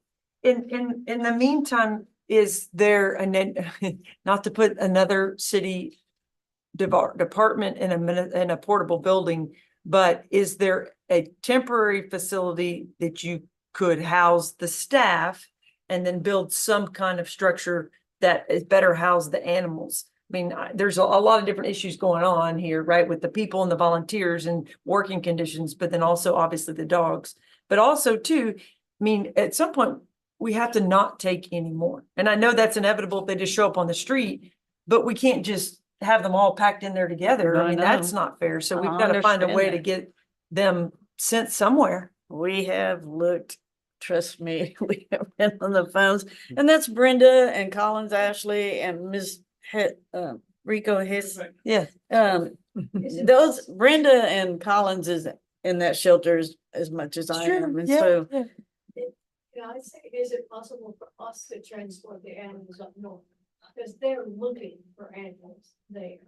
That's what Pee-wee's does, that's what And Yeah. a lot of the shelters do. I is did. They transfer them up north where they Yeah. want that. I talked with Pee-wee's. I talked with everyone around here. Pee-wee's has a specialty. They only take very Thank you, small Chief. dogs. I They think it's take like small, yeah. 15 Pee-wee's pounds or always- whatever, and they got a special program. It's different. It's nice that they do that. Gulf Coast does transfer sometimes, but we haven't really talked to them about that. Yeah, well, I mean, I got a few numbers on Gulf Coast if y'all want to know. I mean, I just asked BJ for an update. So, to date, we transferred 30 animals, 24 cats, 6 dogs. Total numbers are spay neuters. The Gulf Coast helped us with 46 cats, 24 dogs, total of 70 animals. Total numbers adoptions. And this is just adoptions out of our facility over there. From January 23 to date, 190 adoptions. Yeah, It's pretty good. it's pretty good. Gulf Coast helps with heartworm treatments and other little veterinary things that we Yeah. need. So I think All it's those- got a successful program. All those adoptions and now we're just refull, like Yeah. double full. And then I'll just relay what I heard when I called all these different facilities a long time ago trying to partner, you know. It was it wasn't Gulf Coast, it was another humane society in Port Aransas. And the person who I was talking to said, Lawrence, I want to tell you because everyone was full. I was like, what's going on with that? Everyone I called. She was like, it's not an animal problem. It's a people problem. Like, Yeah. they come, they get a dog and they're back here in 24 hours bringing it back, and that I think was her some insight. some people don't realize maybe how expensive it is sometimes to have that animal, and maybe they couldn't afford it or they get it and then their landlord goes, you can't have that dog. So these grownups don't check on if they can have animals or not sometimes. It is all kinds of things anyway, so. Brenda, when you said, is it possible for us to transport the animals up north? Where do you think that there's someone that would take them? Colorado is a big place, Colorado. Nebraska, there are lots of facilities there that will take dogs from the lower states where they know it's high kill. So they will take them, they have people there that actually want to adopt the larger dog. And so when you say we, that means we have an animal control officer physically driving to Colorado or Nebraska? Do they meet you halfway? Have we done research to know? That seems. There are some people that do transport, remember? The Gulf Coast does Yeah. transport, Wilson County does transport. Yeah, that's right. And I don't know if Gulf Coast would partner with us to transport the dogs north. But Shelter a Mutt, if you've ever seen that, they've been transporting dogs all over the United States for several years. Or So we can rent a van. if we could look into that as an option, we have never.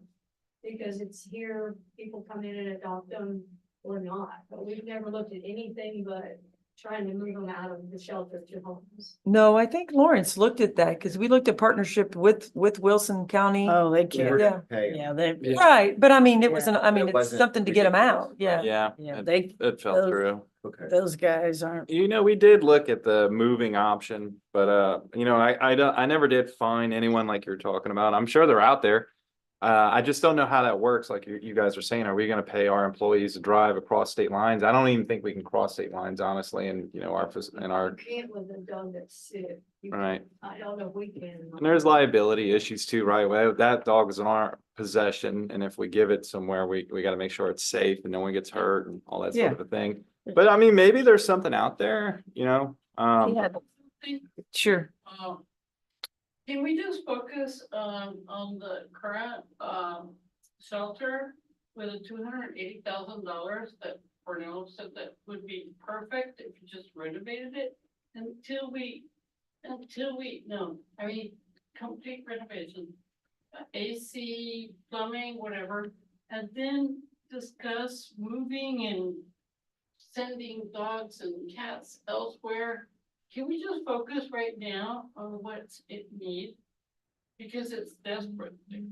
Okay. And you have 280,000 that you had in your budget for 2 years and nothing has happened. I would like to focus on that, like right now, and get it done, okay? Just renovate what you have. And then we can start looking at all these other things Thank you so much for letting me talk. I just don't think that 280 is gonna go very far. Yeah, Right. I think with metal structures and stuff, you can get stuff Yeah. up very quickly. part of the problem, like with trying to renovate the building now, you know, the latest drawing from the architect, I told her, per city manager's direction, we really can only do the 280, give us a design at 280, nothing more, right?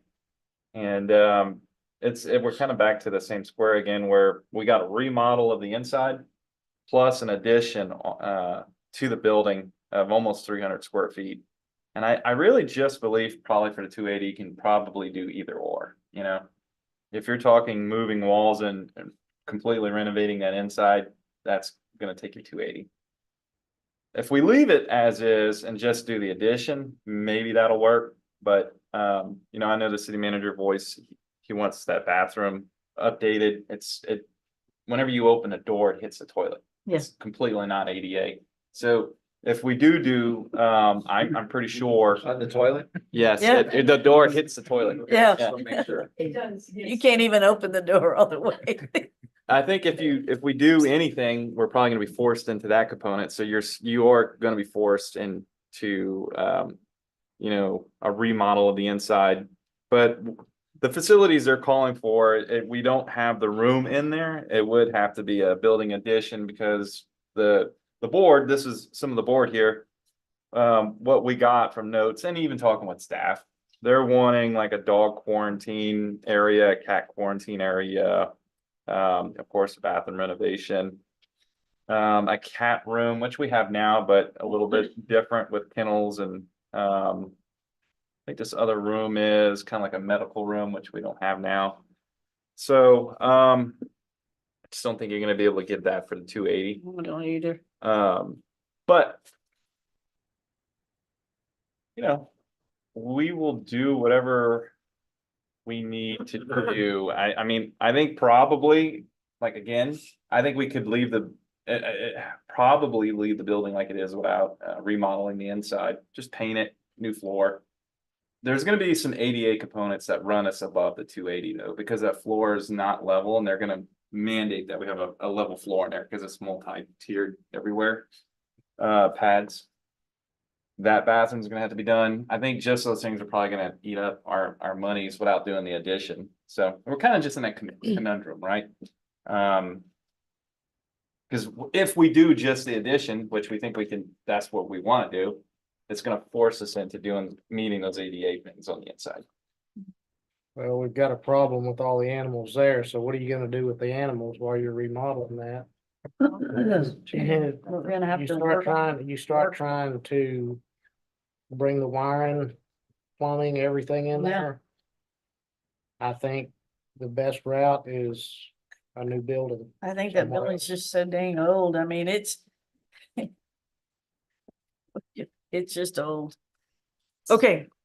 Chief said urgency. Yeah. I know you guys have been wanting to see some action, so based on conversations, does council feel strongly about directing staff to find a new location and a redesign of a new building? And then obviously, if that all can happen and they can start with the $280,000 that's in the current budget, great. If not, then we have to do some kind of budget amendment or appropriate some additional funds. What are y'all's thoughts about that? Yeah, we got a budget coming up. Yeah.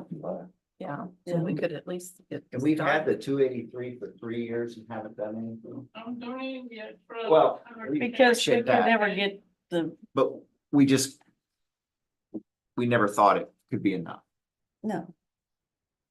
Not when you have an estimate for $1 million for what you really Yeah. want or what you need. Yeah. And I think starting new, your cost is gonna go down significantly than trying to remodel old. Right. That's just Yeah. normal Exactly, construction yeah. costs. So, And then we'll have something nice when we're Yes. done. yes. And you can make it all. you can make it And bigger. you can keep it clean because you got hot water, more than 20 gallons of hot water. So, I mean, a little bitty water. You had like mentioned Palmia. Is that just a brainstorm? No, or- there's that metal building we have out there on 2 acres. I know, but I'm saying We already Is that own too far out of town? Is that a good place? That's another remodel of an old building that needs a lot of work. Yeah, I've been in there. it needs to be tore down, actually. Well, I mean, if we're not saying the building. To the dump, which is what somebody Oh. recommended, because Can't put it then you're there. gonna have an issue with rodents and all You kinds can't of put it at the, other yeah. animals coming in there. Yeah. Can't be next to the dump. Dave said it's against the law. Yeah, to put it- yeah, we already talked about that. Yeah, we would have to look for city land that would be appropriate. Alan, did you have a question? Well, I was, I'm a builder, okay, and how many square feet are y'all roughly looking at for the new building? I don't even know how much square feet that building is, do you? Yeah, I don't know. No, it's not. Figure you're throwing out there for an animal rescue area, I'll call it, okay, to me, it's like outrageous. But you have to remember, when you build a municipal building, the cost escalates tremendously because we have to follow different guidelines than what you as a private homeowner would build. And I don't disagree with you, I Alan. totally understand, Yeah, but I did the building for the Right. chamber. yes. Okay, and I'm building 2 other commercial buildings in town right now, out of metal. And I wish I could get $1 million for what I'm doing, okay? But y'all's 280 that you're talking about, I can build you roughly 2,000 square feet of a metal building and get that. But I don't know what y'all, I don't know. And I'm not trying to advertise or trying to get the building. I'm just saying, the number you're talking about to me is, because my wife bought an air conditioner for the animal control bill earlier than last year. When their air conditioner went out, she bought one and donated. Yeah. She has a monthly delivery that goes there from whatever the pet food place is, trying to support them. Yeah, okay? sure, yeah. So, and I'm not trying to get any business out of it. I'm saying $1 million, unless you're doing a 10,000 square foot deal, is a ridiculous number to me. Right. I mean, I don't disagree, but I need What to, size, square footage, or they requesting, are you looking at for $1 million? I didn't get a chance to call Ingleside over there and see what their square footage was. It says it holds 26 animals. But I don't know what kind of square footage or what they're spending on it. So how many square foot building is that? That was for renovation. That was a previous, that was How many a, square feet is that? that was a, With that was a sprinklers and previous everything. design and we've been through multiple at this point. Right. That was just a long time ago. Cornell Veterinary Medicine can give you a very efficient blueprint of what we need for the number of animals that are going through here. And I'll get that for you. If you need a minimum, I'll get that for you. That's, Okay. we just need to give them the direction. Yeah, Yeah. yeah. They got Yes. the answers. We Yeah, just need yeah. to let them Yeah. Okay, compile it and bring it to us. okay. Okay, so council direction Yeah. is to Site. find number one, a new location and then start working on a new facility. Yep. Correct? Is something we want to discuss budget goals. We Or- need to do it. I we think so probably too. need I to. mean, that Yeah. building's just. Yeah, we can start, probably back with one of these older designs or something, and we can come to to council for, which design do y'all like, or if you did want, we got the 280 right now. I'm gonna basically tell the architect to stop on this one, right? And if y'all want to give me some feedback on what I should have her work on now, whenever we do want to revisit this, whenever that may be, I can then have that in hand to look at to say, yes, we want to fund it. Where do you want to put it? So I don't know if you want to send me that way now or just wait till later to do all of it and just have this on hold. Does the architect know how to, does that architect design animal rescue? She's building done one and before. I facilities? think. She said that she has people at I- Cornell that can. do What that. I'm saying We is, need to Go that direction. Yeah. finding out from the board, this is what we need for however many animals you think we can put through. At least gives us a starting point to get a price to put it in the Architecture budget. specialized in animal shelter medicine, and I can get you Okay. that for free. Okay. That would be good. Great. I think the Very first step is to find a spot. Yes. And I think if that's number staff one. could look There's within spots the you next, guys, another location. right, but are there ones I, that people what- have even? I thought think or there are talked some about? people that have made Okay. offers. Right. So I think the first and foremost direction needs to find a spot to move it to. Right. Talk to people who have maybe offered land if we don't have appropriate land, and then we can start with what do we build on what we have available. I think simultaneously they can be Yes. Right. gathering the information of here's how many animals we have, what size. I mean, And this is what the building will look like. But didn't y'all already did a lot of that work already, correct? I mean, I thought you Yeah. already You know, to renovate this building, we haven't done anything to build something from scratch. But you did talk about needs, so I mean, now Yeah. you kind of have an idea of what Yeah, you but need. right. But that, Yeah. We were working within the confines of what we had. Okay. right. So like, with the board, Rebecca supplied a lot of good materials. Like she shared a study with me from Corpus. Wanted a study on was it animal intake or processing? Yeah. Basically, it gives you a figure of your population of how much you should be caring for number wise, right? So you do a calculation of your population and here's how many animals, right? So I still have that report. I mean, we can reference things like that. But going back to all the different designs, it was per just that building, right? And even one came to allegedly around $1 million, right? So if we're talking about doing something new, I mean, we have so many different options. Kind of like what he was saying, middle building could be cheap, CMU or whatever, and sizing. So there's a lot that can go into this and change the prices drastically. But yeah, maybe you're right. Maybe we just start with going out there and talking to people about who does want to donate land. If that is something that's there, I'd like to know, and I send them to me, and maybe I can just start gathering that information and then try to bring that back to y'all for more discussion, because I haven't heard that before. If that exists, that's great. So also too, I know even if we just had 6 more kennels, like I said, for the 4 extra stray hold and the 2 quarantine, that's just the dogs. So, that we might be able to, if it doesn't if they just don't, we don't keep just getting more dogs and more dogs and more dogs. That might be sufficient. So you have 12, 4 and 2, right? So, and I'll show you some That's pictures. what you want to do in that building is 6 more No, kennels? well, we can't do it in that Okay. building. We don't have the square footage. I think we want to find out where do we put a new one. Yeah, sure, yes, It's adequate for the future, not adequate for Not- today. Yeah. yes. 'Cause right now, Need to operating think ahead. It's adequate 40 years ago. Yeah. And probably what we talk about too is what we build here, just know that there's operations, there's maintenance, there's staffing. Are we gonna build ourselves into, now are we gonna need additional staff or veterinary specialists? We probably wanna program it to what are we willing to do, and we're gonna build a facility to that. And a lot of it's back in our ordinances, right? Our ordinances kind of give you a description of what we should be doing as a city. We can look at that and, we can then talk strategically after that. Do we want to go beyond that? What is our vision? And we can build from there. I think it's a much broader discussion. Maybe we just revisit this at some time. I think in the meantime too, because I hate to think that the number's gonna keep going up and up and up. If we can also work on transports Yes. and the ability to do that and try to get some of the animals we have to permanent homes, because I know some of them have been there a really long time. That would be a great goal. I don't know what that costs. I don't have that information, but if Brenda and the rest of the We'll animal look shelter into it. have that information and can provide that to the city, I think that'd be worth our while. Because according to Gulf Coast, 90 days is as long as you try to get a dog out of there in 90 days. We've had some a lot longer than that. And we already went through. I know. No, we've already got rid of Yeah. all those. And now you're back again, yeah. Except for baby. I know, and y'all have done a fantastic job as volunteers and we appreciate that.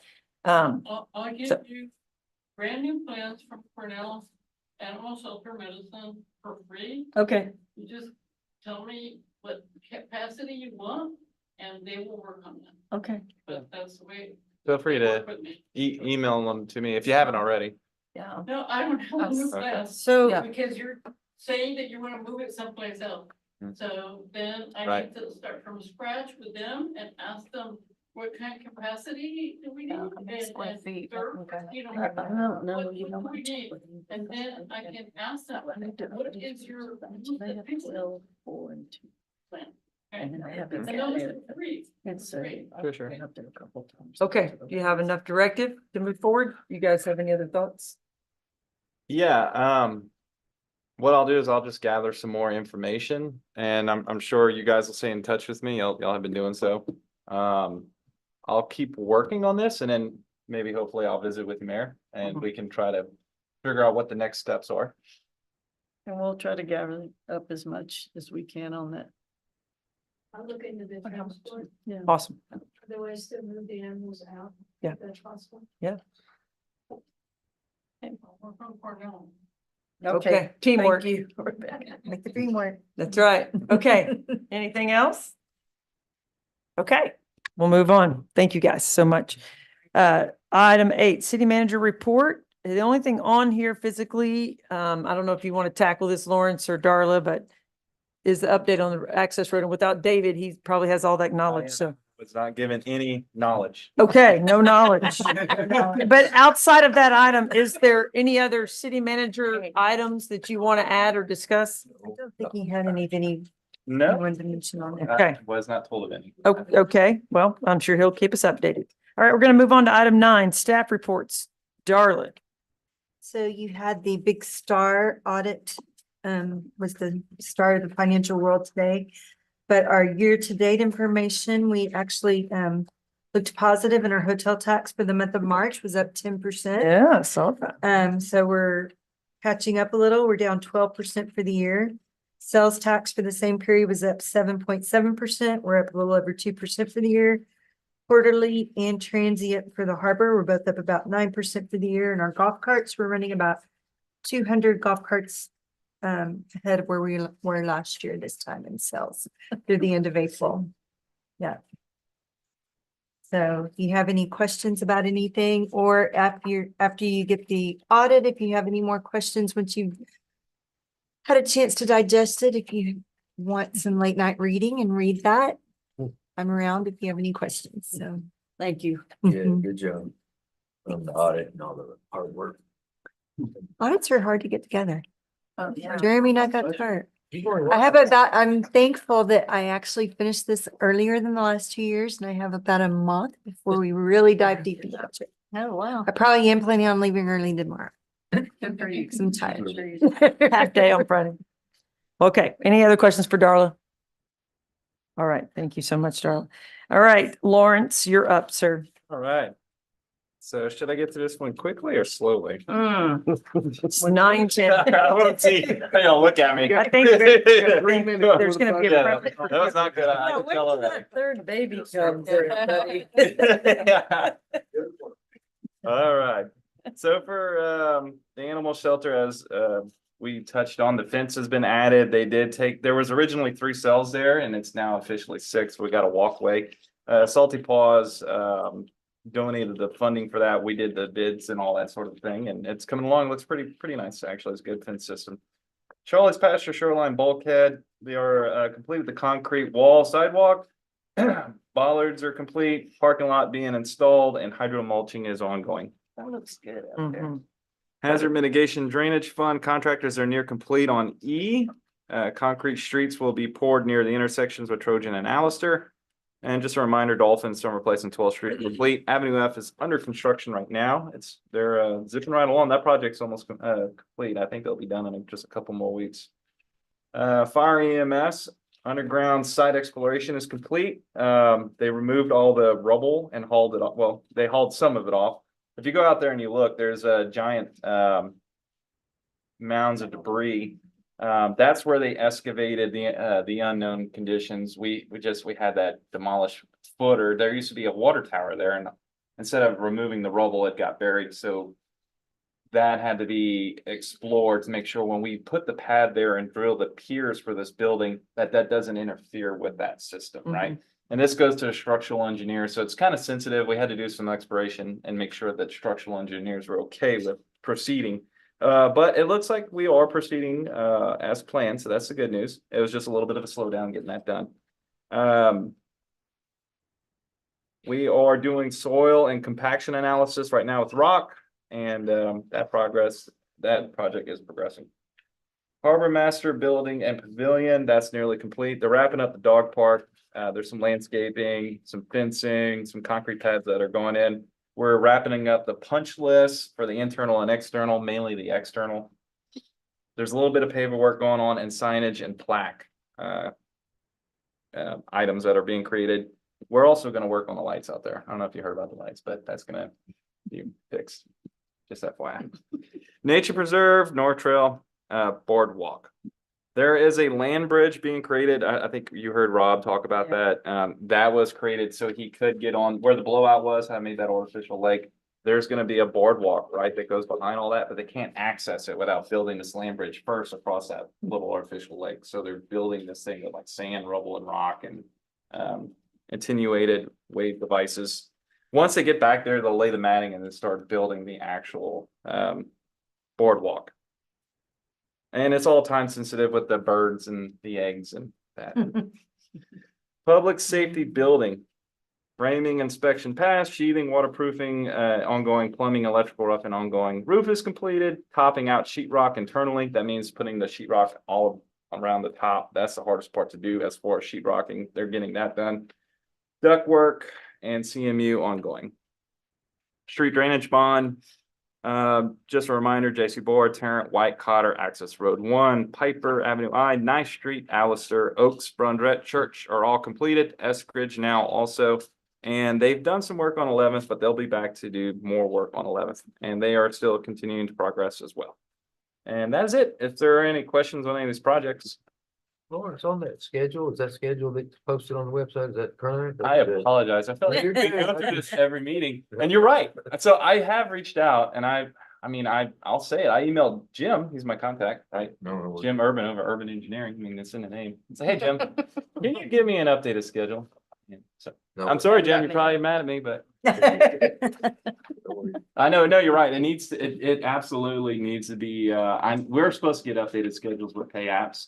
I hopefully one comes through soon. I've asked, as soon as I get it, I will put it up. Is everything pretty much on course or? Yeah, the problem is they did do some shifting around of what streets and what dates. So that is really why we need to get it back out for the public. So that way we're back on task. So they know which ones we're doing. It got a little bit out of order. There was some switching around. And I know we added some streets into this project a little late as an addendum as well. And Dave handles a lot of that. And sometimes he doesn't tell me. He's really busy. So I'll find out later like, oh, okay, well, we put this in, we'd remove that. Oh, we added sidewalk here. So there's been a lot of that too. And that pushes the schedule out a little differently as he kind of amends projects. But yes, we hopefully I get a new one. And when I do, I'm going to email it to you. You've been asking for a long time. Well, anytime I go to the website, it pops up. So I've just figured. Yes. You'd be getting calls or if anybody's following it. I'm probably the only one that looks at it. No, absolutely. It's time. And I'm sure it'll come soon. Thank you, sir. Sure. Okay. Nicole, welcome back. Thanks. All right, so to not kind of change the standard operating procedures, I'm just gonna read all these numbers to you. Our short-term rental registration sits at 2819 right now. There are 39 pending approval. Laura is out with the family situation, so those will get approved pretty quickly and be added to our total very soon. Overall, this year to date, we've done 794 permits, including all different types of permits. That includes 51 new construction permits, which does seem a little bit low when you compare it to 51. Okay. At this point in 2023, we were at 87. But because we haven't had a building official, we've been in kind of this flux with our reviewing, our third-party reviewers. We've run into some issues with some engineers. So we've got 25 that are currently in review. So that brings us to a 76 total. Which is basically in line with. So the process getting better. It's not the process that's the issue. The process is working very well. But the other issues are coming more into line, yes. So my question to you guys is, this report in the future included in a packet, are there additional things that you would like to see from us and our department specifically to include in a report? I think right now. Okay. Don't have to answer that. It's been a long night. Right now. You guys think of anything? Right now. If you think of anything, email me. I'm Okay. more than happy to expand this report in any way to provide you guys with information that you would like to know. On a happy note, we have hired a building official. Yes. Yay. I was hoping you would mention that. That's good. He starts on June the 4th. His name is Scott Reed. He lives on Padre Island. So I think that he will stick around. And he's fairly young for a building official. He's in his early 50s. He is going to fit in very well. He is very customer service oriented, helpful, kind of the perfect fit for that. So we are very excited to get him going and get him on board and to stop paying third party people to do things. Why did she say fair? Fairly. For a building, for a building official that's very young. Well, that's true. He's, I mean, the man comes with 35 years experience as a, 53-year-old. Yeah. So he hit the ground running out of high school. Congratulations on his hire. All right, Mr. Johnson, you're up next. After listening tonight, I think I should have asked for money because there was a lot of good resolutions where you already Yeah. approving that. And Yeah. I did not, so that was my fault. And then today has outlived my hairspray. It's going. Yeah. And you had a school board meeting last night, And so I- you're on a 2-night run rate. And Yeah, last it's week, Busy few weeks, so we're pretty solid with 90 calls in April, and like seeing 22, we had 90 last year, 112. Year to date, 398 versus 402, so we're right on track, pretty much running pretty flat. Mutual aid calls 5, so we I guess the way those calls dropped, we still had to have mutual aid come over here several times this past month. And our average response time, 4 minutes and 2 seconds, which is probably a new record. That's pretty low. That's pretty awesome. Transport's 44, still Bay Area is our main one. We do spread it out a little bit through Rockport, Shoreline and everywhere. And let's see here.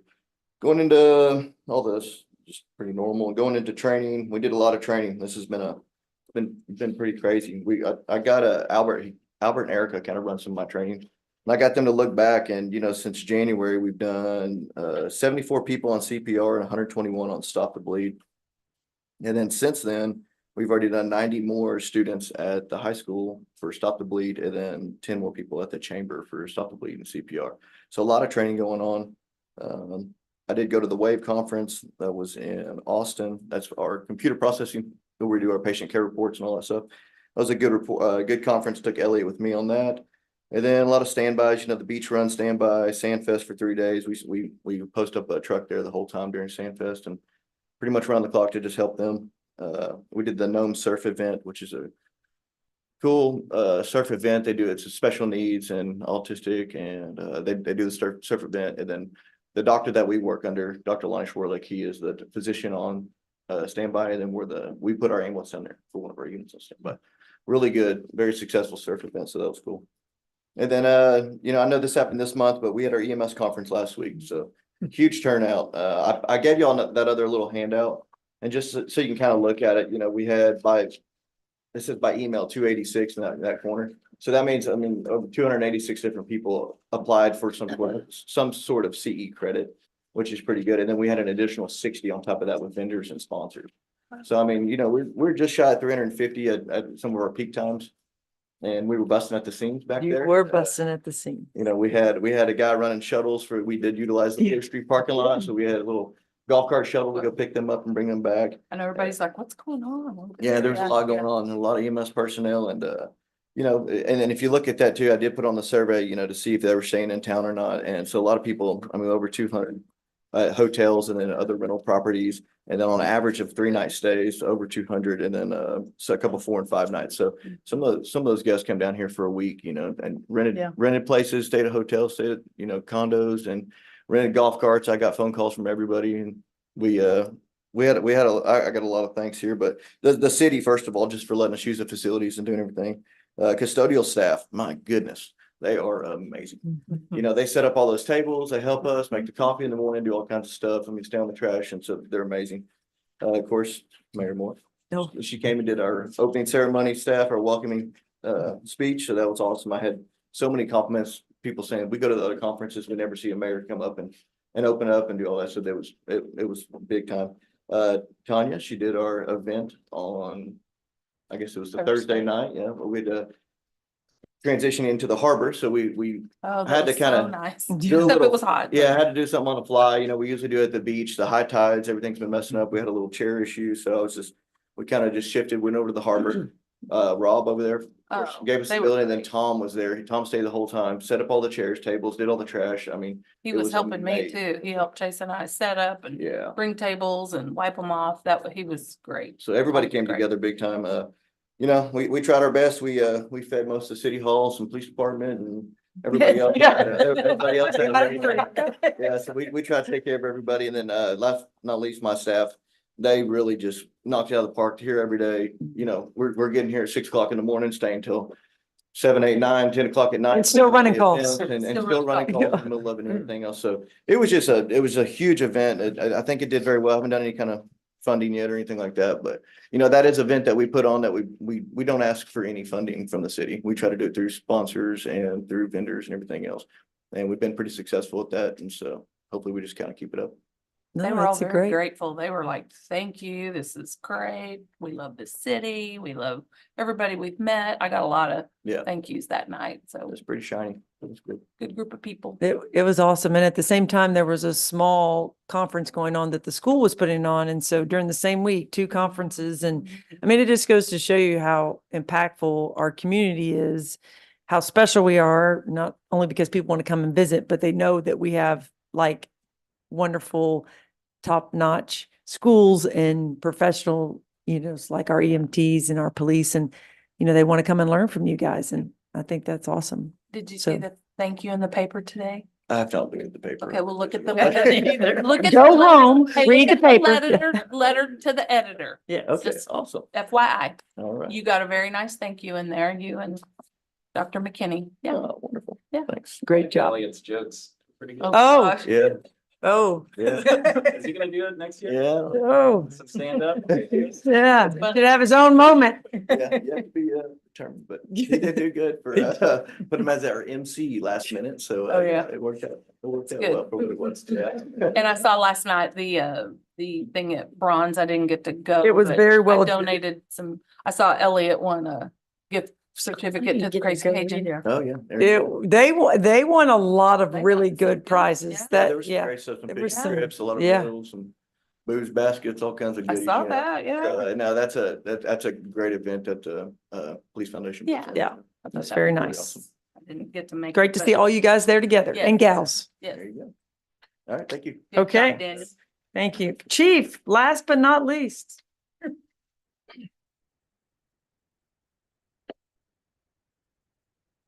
So in the beginning, In the beginning. Does anybody have an hour left to talk? You're getting us hungry. Yeah. Once upon a time.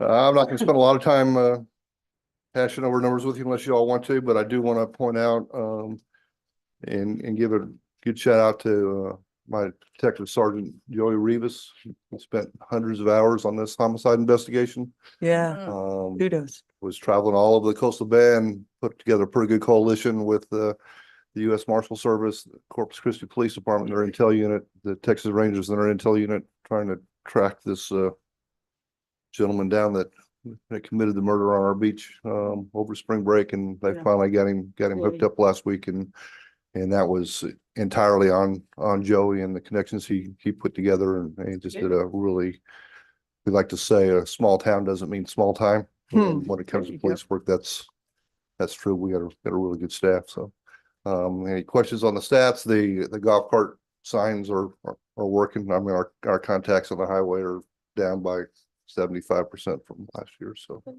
we'll find out what happens week after next. Yeah. But for now, they seem to be working really well. And I think that's good. And I think we need to continue to publicize that, because I think there are a lot of people who don't like the way they look, but I tell them every time, I don't like the way they look either, but are they effective? Yeah. And that's the whole point, right? That's why we did it. And so we appreciate you guys for sticking to it, making it work. And good job, always. Mayor, I did have one update, if that's okay. Yes. I figured I'd just let everyone know, just as a reminder, we are gonna do the hotel occupancy tax meeting Wednesday. That's gonna be the 22nd, 9 a.m.